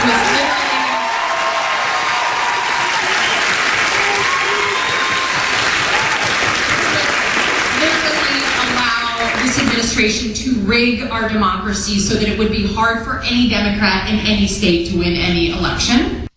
There you go. There, I've actually said it twice. Okay, we're just giving you I'm giving as short a cut as possible. If the SAVE Act is passed, it will be almost impossible, her words, for any Democrat to win any election, state, local, federal, Congress, presidential, it doesn't matter. It's almost impossible for any Democrat to win any election in any state. She didn't say red states, purple states. So what she basically said is, even in deep blue states like California, or New York, or Oregon, or Washington State, or here, Massachusetts, or, take your pick, Connecticut. They need the illegals and non-citizens and quote-unquote dead people to vote. If they don't have this massive army of voting fraud, they can't win. Angelo in Rockland. Thanks for holding, Angelo. And welcome. Jeff, good morning. Angelo, how are you, my friend? The truth is spewing out of Trump like that's why they want him gone. It's just unbelievable that he's in office and we're blessed to have him. And the hottest substance on earth, I think, is a diamond. So he doesn't have cast iron balls. He has diamond balls. God bless him, and we need him. The people that withheld the information, Jeff, they have to be held accountable for. And treason, we know what the outcome of treason is, the firing squad. Well, at minimum, they should get life anyway and take it from there. China overstepped their bounds with these people. And don't forget, the fight's on since Obama. They're putting everybody in. There's the radical Islams. It's all part of their plan, disrupt everything, family life, making little boys into girls and vice versa. It's all part of their scheme. And we got them all, they got us all tied up with all these little legal battles against Trump for this, that, and the other thing. That's why I say get the military in there, arrest them all, and have military court, and let's get the ball rolling. America can't take this from these traitors and treasonists and radical, crazy moonbats. Let's get it going. Oh, I'm with you. Look, Angelo, heads have to roll, as I said. People have to go to jail. This can't be another explosive bombshell, huge news, and then nothing happens. You can't. You can't. And, you know, we're not talking, and again, look, to me, every election is sacred. Every election is important. Please don't take this the wrong way. But, you know, we're not talking about some, I don't know, mayor's race in some two-mule town. Okay. And every town matters. But I'm saying, okay, you know, we'll survive. I mean, you know, countries have had stolen elections. Okay, it happens. But we're not talking about that. You know, we're not talking about some local city council and a corrupt, you know, urban machine, as you saw even, you know, 150 years ago. Yeah, that happens. Corruption is corruption. It's there. It's there. No. As Trump said, we're talking about something much more broad, much bigger, much more widespread, much more sinister. They're picking and choosing presidents. They're picking and choosing senators and members of Congress. They're picking and choosing governors, state legislatures. We're talking now about the very integrity of our entire constitutional republic, our entire democracy, our elections themselves. No. People forget being fined. That's just, to me, the beginning. People need to go to prison, and they need to go to prison for a very long time. What now needs to happen is the way they aggressively, and we now know in retrospect, falsely went after all of those J6ers, all of them. It was what, over 1,000 prosecutions? That's exactly what we need to do now. We have to give them the J6 treatment. And, you know, I don't want to repeat myself, Angelo, but this is what boggles my mind, my friend. How many years did they go on about Trump-Russia collusion? And it obviously was a pack of lies. It was invented by Obama, by the people around Obama, by Hillary, peddled by the deep state and by the media, which acts as a mouthpiece for the deep state. But in reality, there was real collusion. Except it was them. This is really the ultimate meaning of what Trump, you know, you're saying, well, Jeff, if, you know, you're going to put it in a paragraph. What did he reveal yesterday? Very simple. There was no Trump, Russia, Putin collusion. But there was China, Xi Jinping, Biden, Democrat collusion. The election of 2016 wasn't stolen. The election of 2020 was stolen. And the intelligence community knew and suppressed it and actually aided and abetted it. And now, to me, I mean, I guess because I'm a journalist and I worked so many years in the journalist profession, that to me, you don't take money. It's so unconscionable. But when he revealed, and a lot of these journalists and reporters were on the take, they were taking massive amounts of money from communist China to write stories defaming Trump, lying about Trump, and lying about that there's no voting fraud. Because they needed, the Tricoms, CCP, needed media protection. So their role would be covered up. And our intelligence community sided with China.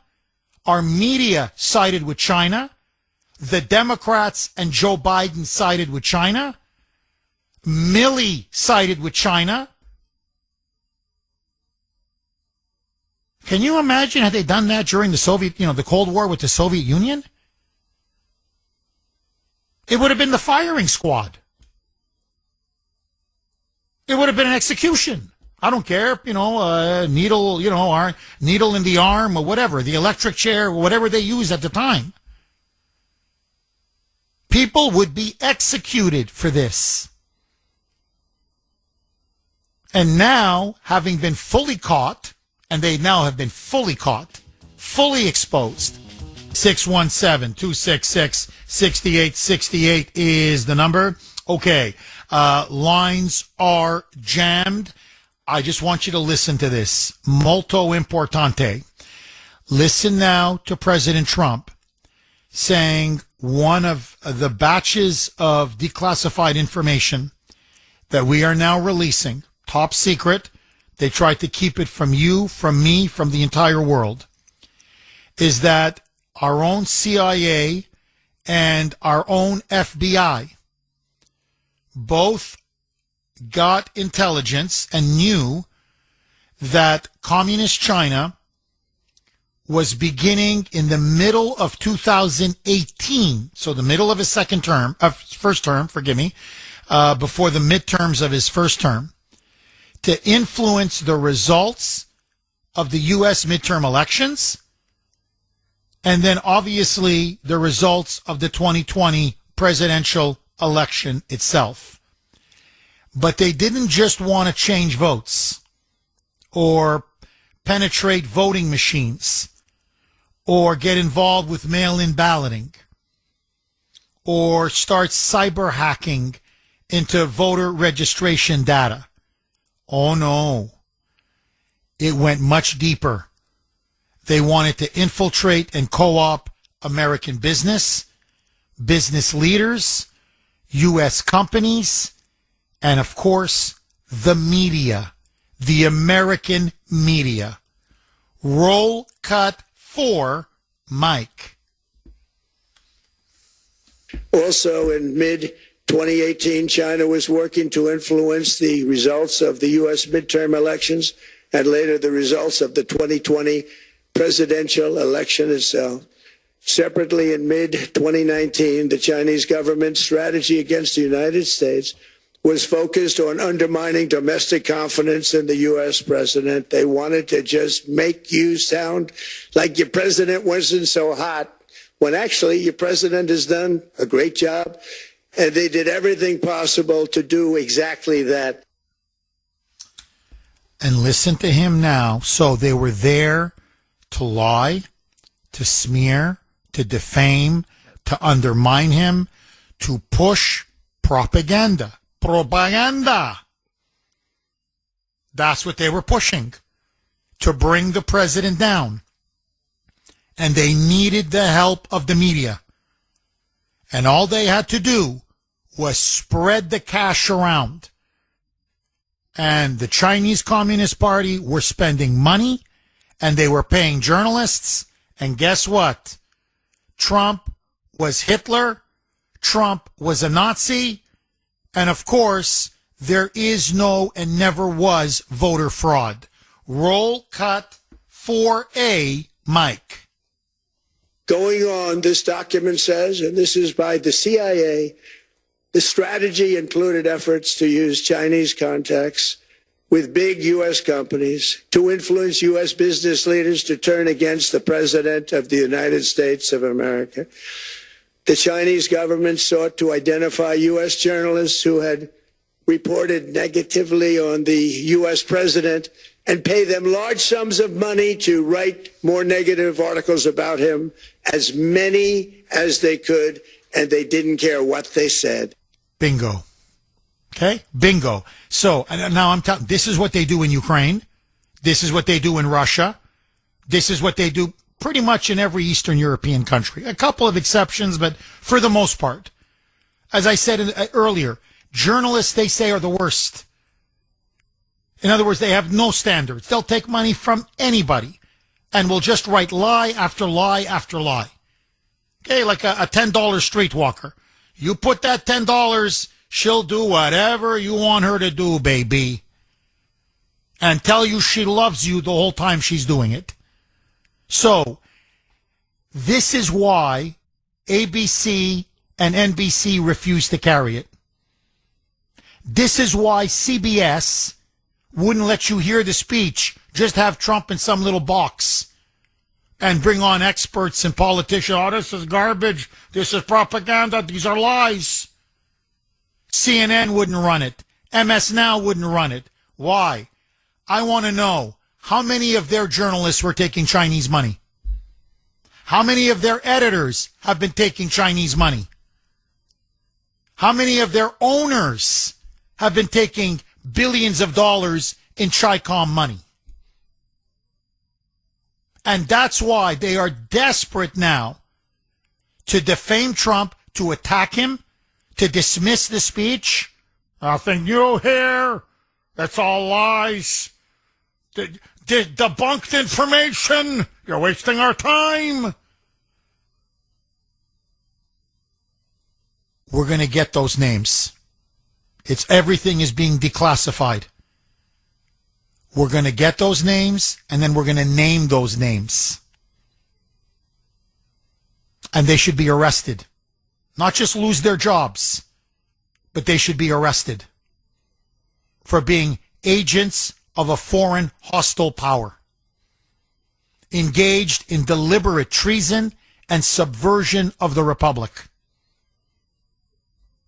617-266-6868 is the number. Look, I'm sorry, but after the revelations, the shocking revelations of last night, to me, this reminds me of Khrushchev's famous speech in 1956 at the 20th Soviet Congress, where he unveiled the crimes of Stalin and said, look, we all know what he did. By the way, he didn't declassify all of them. Far from it. He just declassified some of them. But the crimes were so vast and so monstrous that even to reveal some of them shocked the entire conscience of the world. And that's what Trump did yesterday. You've heard the expression prostitutes. Well, they're prostitutes. They're not journalists. They're prostitutes who are taking money.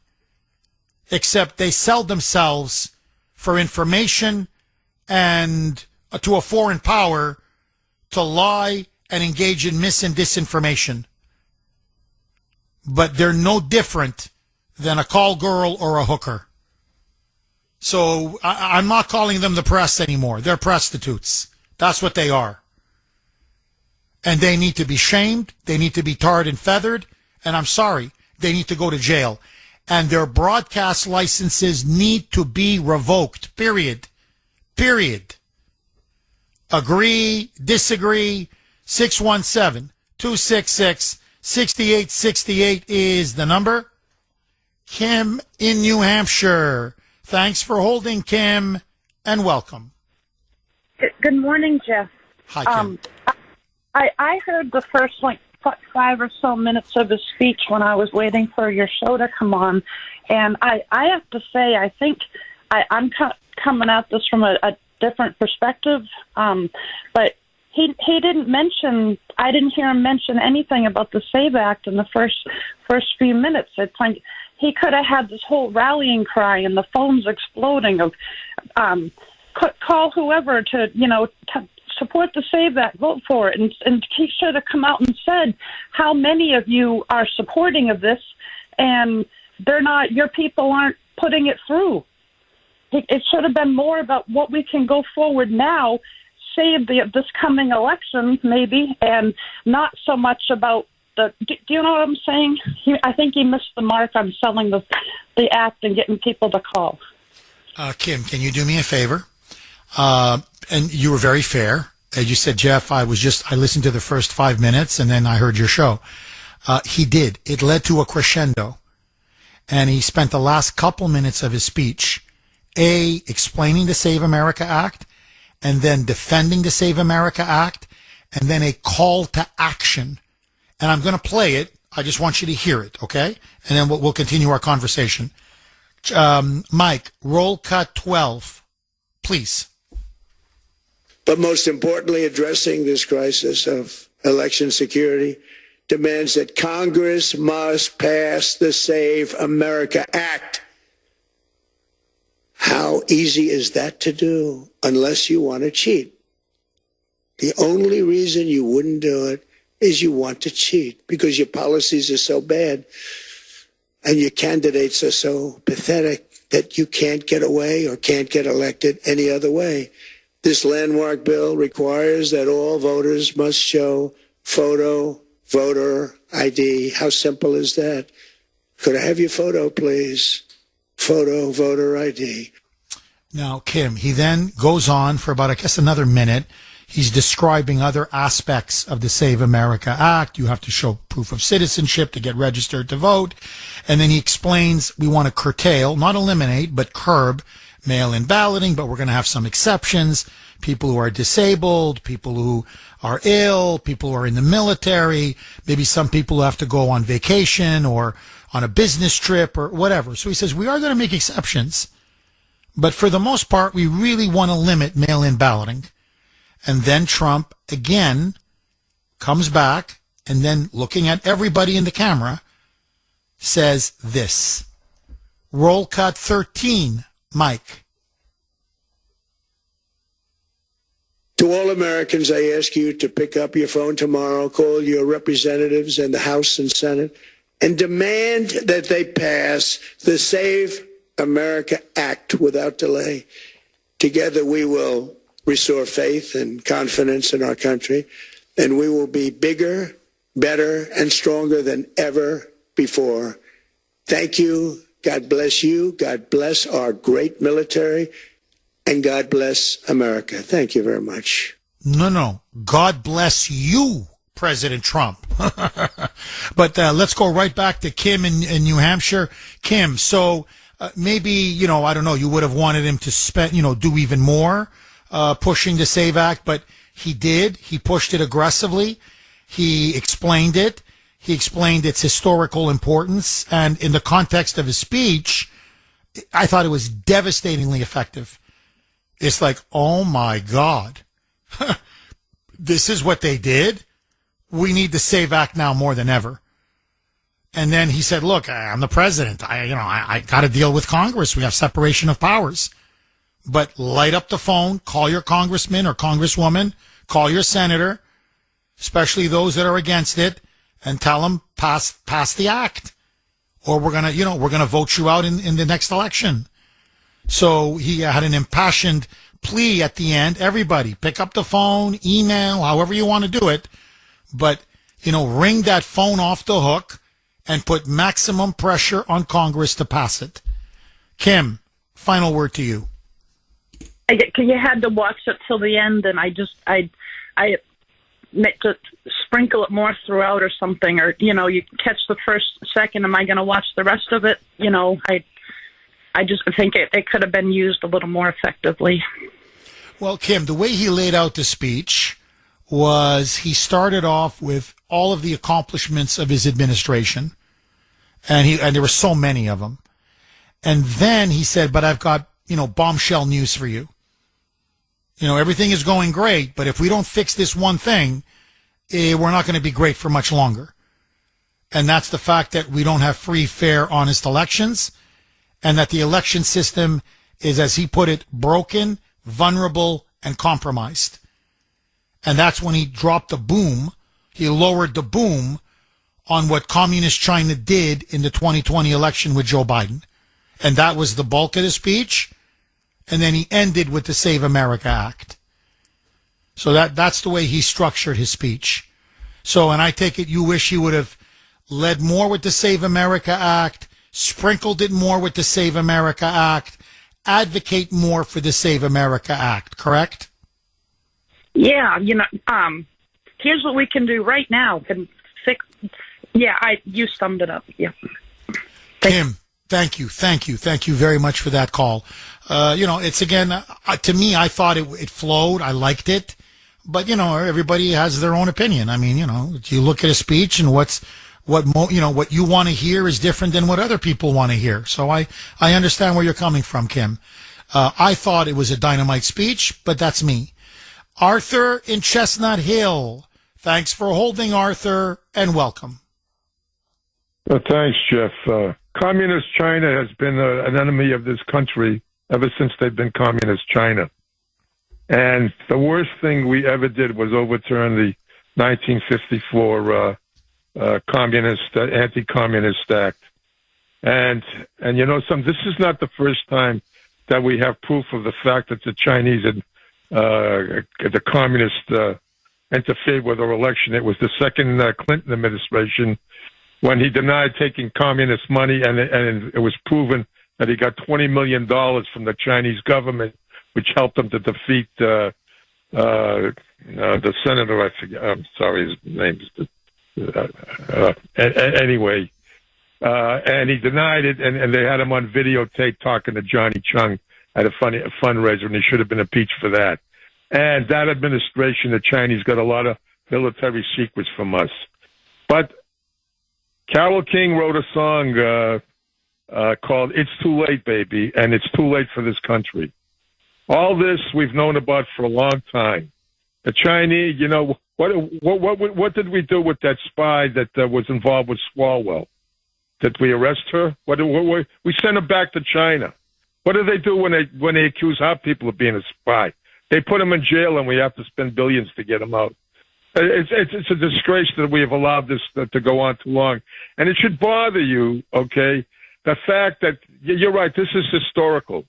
You took the word right out of my mouth, because this is the first time in American TV history of broadcast history that a president asked for national time and the networks didn't broadcast it. That's why they exist. But we haven't had an honest press since Walter Cronkite resigned, and that was 1981.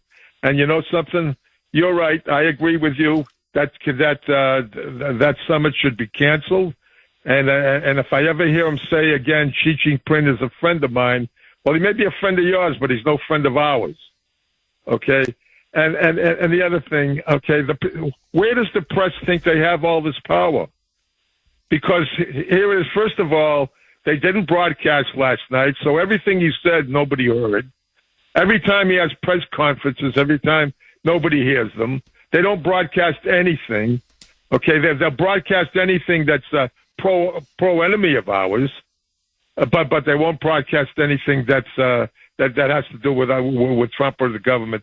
And it's not about, and you know something, this Trump deranged syndrome, that's a lot of crap anyway. That's just an excuse to hide the fact that the real enemy behind all of this is China, and they're using that as a camouflage.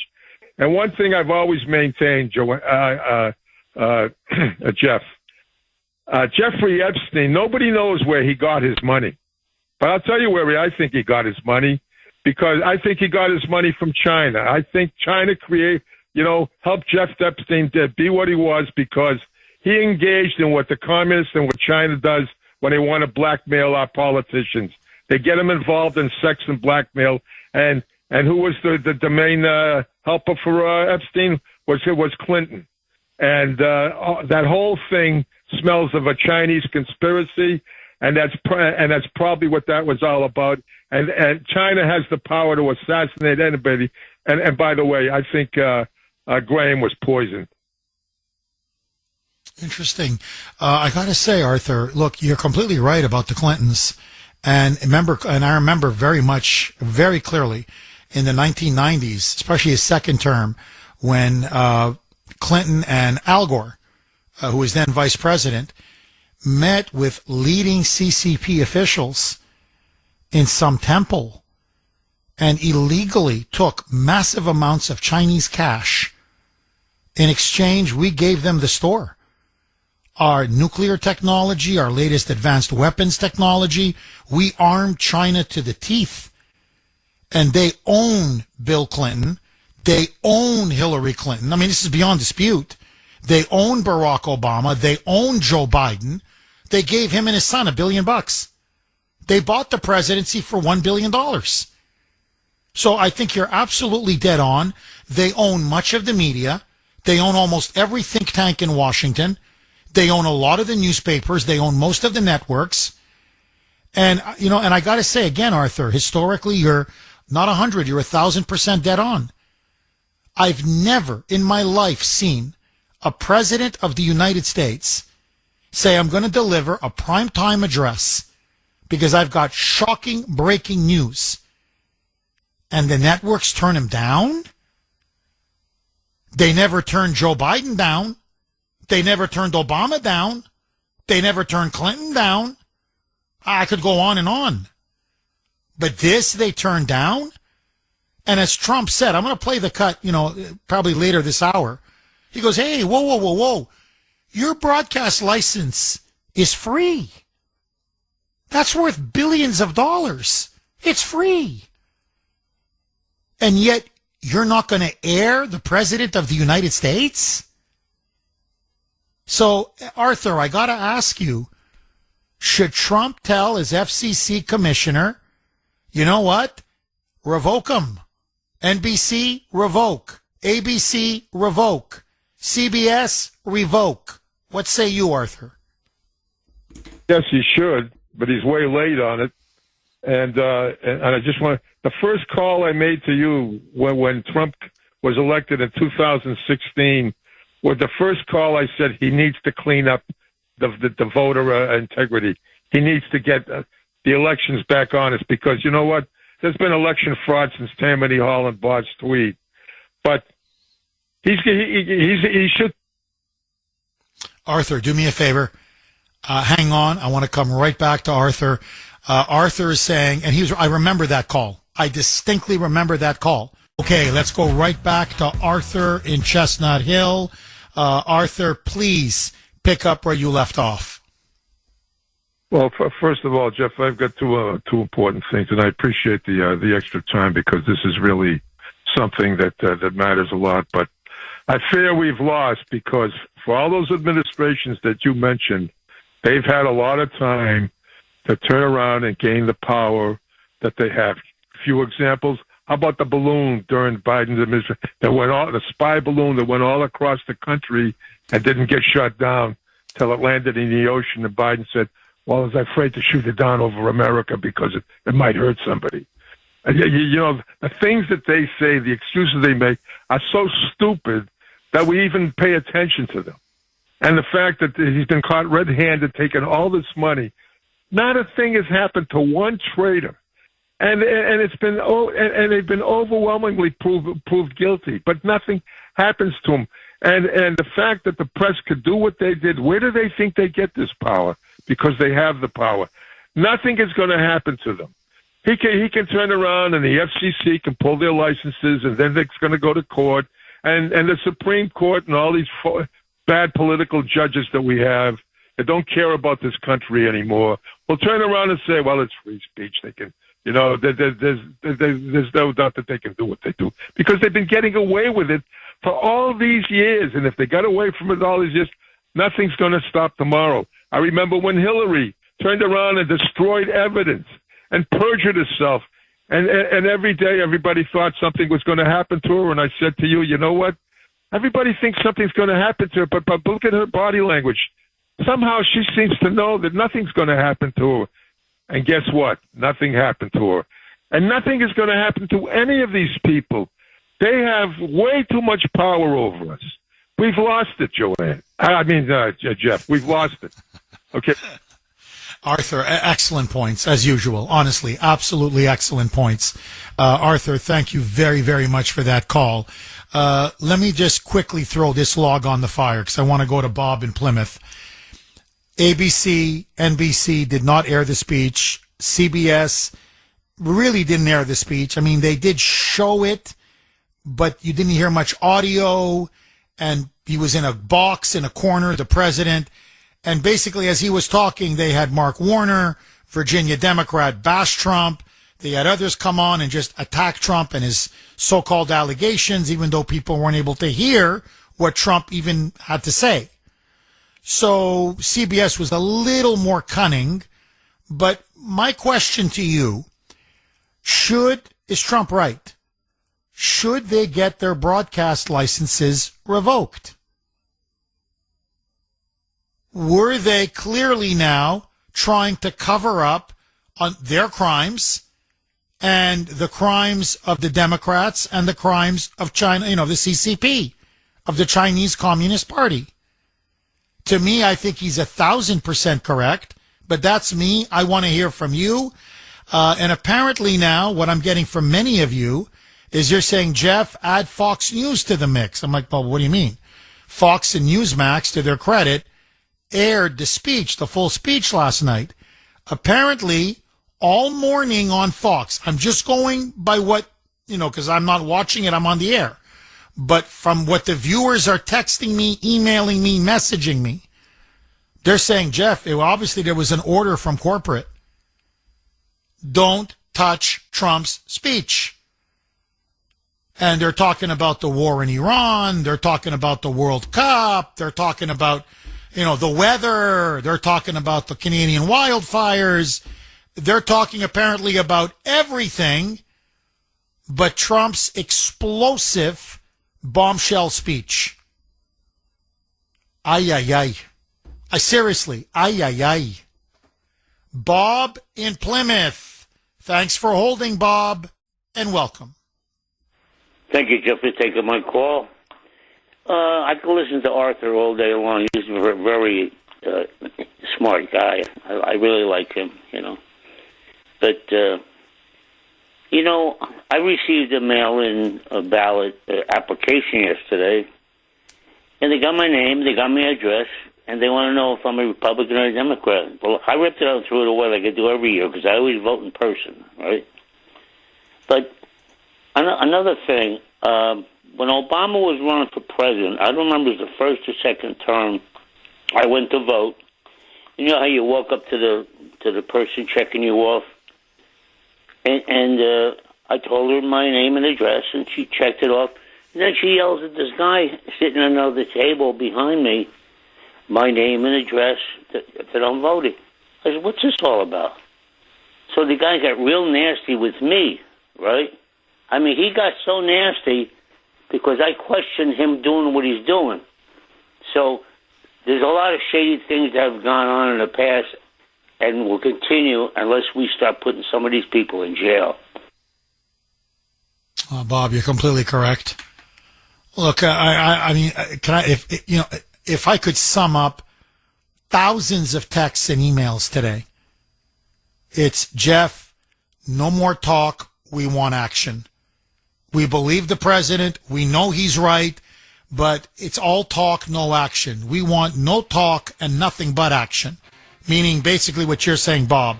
Joining us now, as she always does at this time, she is the co-founder, CEO, and president of Kelly Financial Services. And yes, that is her wonderful name, Kelly.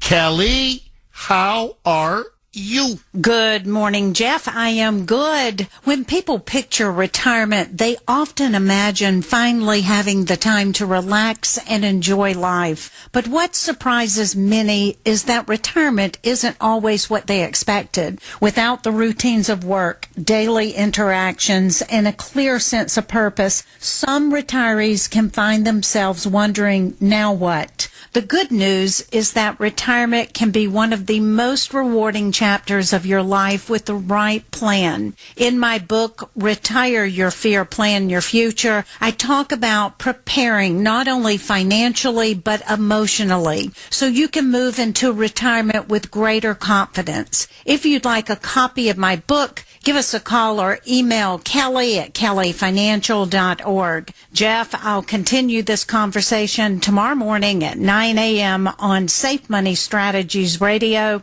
Do tune in or visit our website for the Radio Rewind. Jeff, have a wonderful weekend. My best to Grace and the kiddos. Thank you, Kelly. All the best to you and everyone at Kelly Financial. To get a copy of that book, Retire Your Fear, Plan Your Future by Kelly. And I urge all of you, if you can, do get it. Call now, 888-800-1881, 888-800-1881, or you can actually email Kelly herself personally, Kelly at kellyfinancial.org. That's Kelly at kellyfinancial.org. 9:34 on the great WRKO. Jeff Kuhner, Boston's Bulldozer. 617-266-6868 is the number. Just super quick, because I want to go right back to the phone lines. Listen now to President Trump saying, I can't believe they did this, but they did. The ABC, NBC have effectively now blacklisted me. They've censored me. They are refusing to air this speech. Roll cut 10, Mike. In a rare move, NBC and ABC Fake News have both said that they would not cover this speech. They knew what it was about because of the fact that they don't like the topic, because they know how corrupt our system is and they don't want to reveal it. They and others in the media are part of a plot. They want to continue this fraud for whatever reason. They want to keep it going. They want to protect the radical left. They can't have a great country, and that's true. You can't have a great country without free and fair elections. Fraud like this should mean a revocation of their licenses. I'm with him.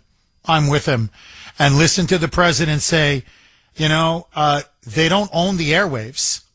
This may come as a shock to them. They think they do, but they don't. And they get it for free.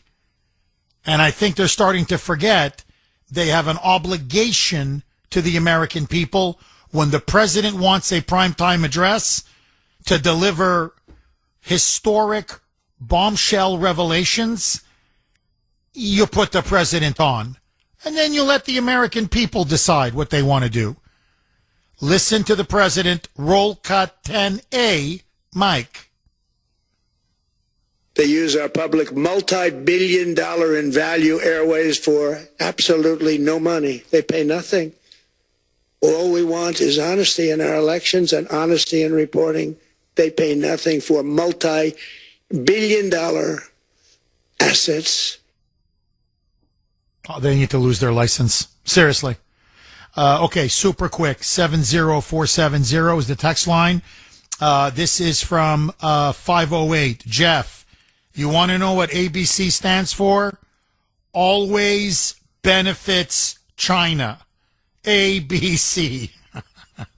That's a good one. That's a good one, 508. Okay, this is from 714. Jeff, The View now claims that Trump is using ICE to murder and slaughter people in the streets so he can win the midterms. At what point does ABC lose their license for these lies and this mess?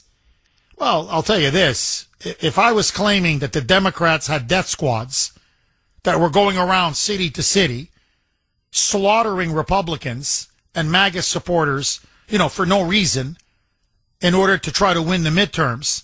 In other words, if I was to give such blatant lies and such blatant dis and misinformation that, is utterly hysterical and frankly dangerous, but completely and utterly false, I'm gone.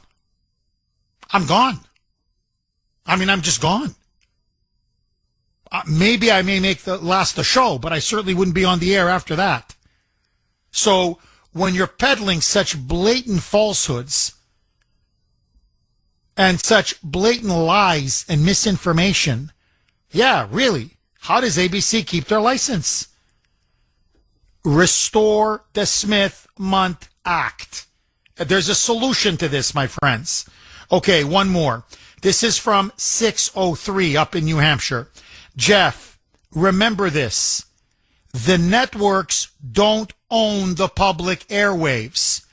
The public does. And they're regulated for the public by the Federal Communications Commission, the FCC. Yank their broadcasting licenses.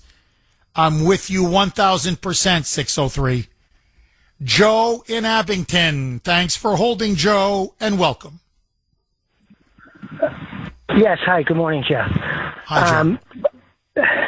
My whole problem with this is that, I want to go with the flow here, but Trump says that the election's not secure, and he lost to 2021, and Biden didn't get 81 million votes.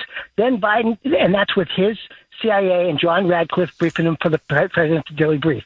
Then, so in 24, if our election's not secure in 2020, then his winning, Biden's president, it's Biden's DOJ, it's Biden's CIA. How does he not get 81 million votes for Kamala if they have that system already put in place? If it's already rigged, how does Trump win again? So with getting less votes than Biden got in 2020. So obviously if they can manufacture 81 million votes, then they can pop that out anytime they want. They got the system down. All the names are on the thing. So why didn't they do that again? Why are the Republicans in power? Why in the Senate, not just Trump, in the Senate, in the House, and in state governments? Why are they in power if there's cheating? It's like you can't say Trump is a legitimate president if Biden was. If he didn't win if the 2020 election is bad, the 2024 election can't be good. It can't be because we didn't fix anything. Well, the 2024 election, if you want to know, to me, the big story is that Kamala Harris got 76 million votes, which I'm telling you is impossible. It's impossible. She's lucky if she got 60 million votes.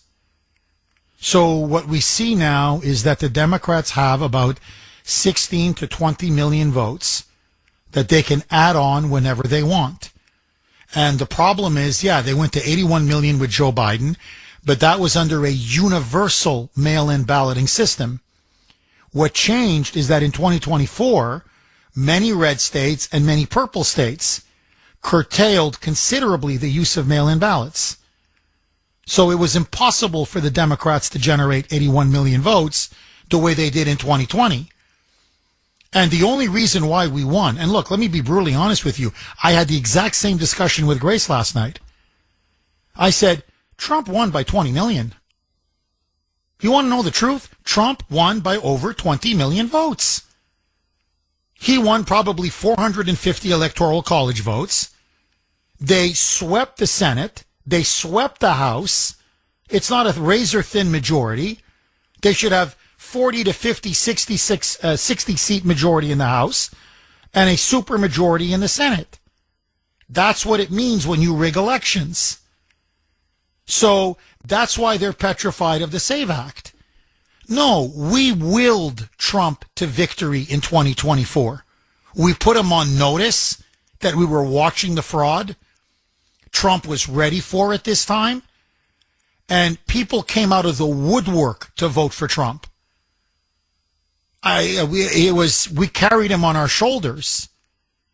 And so they just, you see, if they stole any more, you would have more people voting than people registered to vote. That's the line they can't cross. You see, they can't just, generate 30, 40, 50, 60 million votes. Because after a while, it's like, there's 100 people eligible to vote. 617-266-6868 is the number. Just very, very quick. Remember what the media and the Democrats wanted us to believe in 2020. Okay, we've almost forgotten it now because it was 6 years ago. They wanted us to believe that Joe Biden, who, and if you remember 2020, he was afraid to go anywhere. He ran the campaign from his basement, literally from his basement, got not just 81 million votes, the most votes of any presidential candidate in history, but that he got more votes than Obama in 2008 and in 2012. And Obama was so hyped by the media as this historic candidate. I was at the Washington Times then. I covered Obama. He was packing stadiums. People were passing out as they heard him speak, thinking like he's the Messiah. He was packing in 50, 60, 65,000 people, stadium after stadium, arena after arena. Maybe the most hyped candidate in the history of the United States. And Joe Biden blew him out of the water in terms of votes? Come on. I mean, on the face of it, it's ludicrous. And then remember what Biden himself admitted to several weeks before the 2020 election when he went on a Democrat podcast, and the fool that he is, because of his mental cognitive decline, remember, he has no filter, so he would always blurt out the truth inadvertently. Remember what he admitted to? He admitted it. Quote, "We have put together, I think, the most extensive and inclusive voter fraud organization in the history of American politics," unquote. In other words, relax. We got the Tricoms. We've got this thing rigged 6 ways to Sunday, baby. 617-266-6868. Okay, let's go to Mike in Brighton. Thanks for holding, Mike, and welcome. Good morning, Jeff. Hi, Mike. Hopefully my conversation makes a point.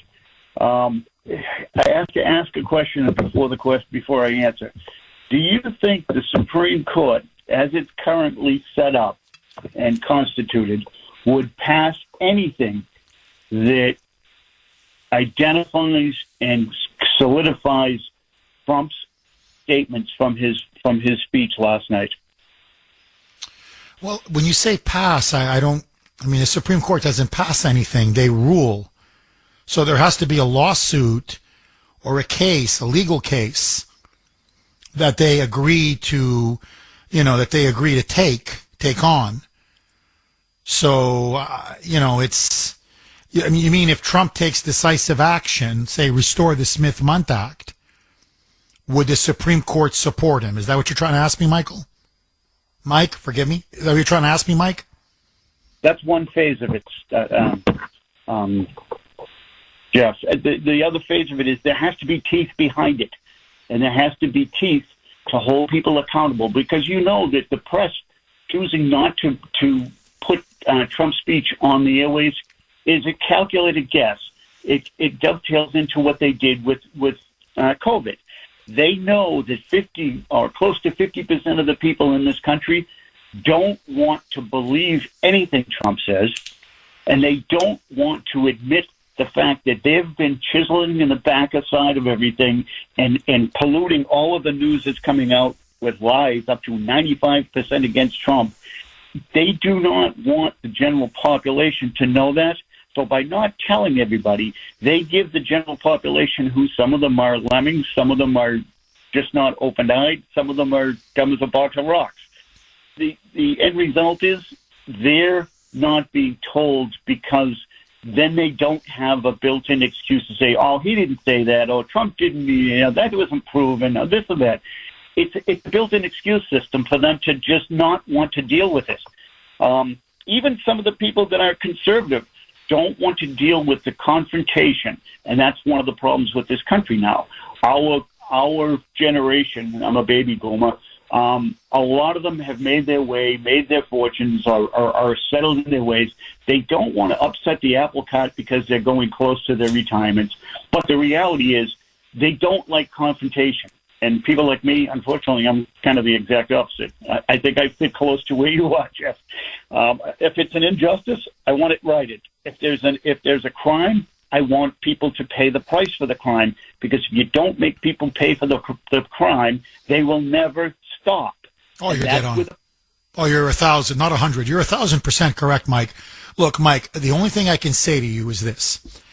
President Trump yesterday, I could play you the cut, but just trust, he said it yesterday, that he's ordering, his words, he's ordered the Department of Homeland Security, the Office of the Director of National Intelligence, I'm deliberately being methodical now in listing everything, the Department of Justice, the FBI, and the CIA to investigate everything that he's now revealed, and he said to put the guilty parties in jail.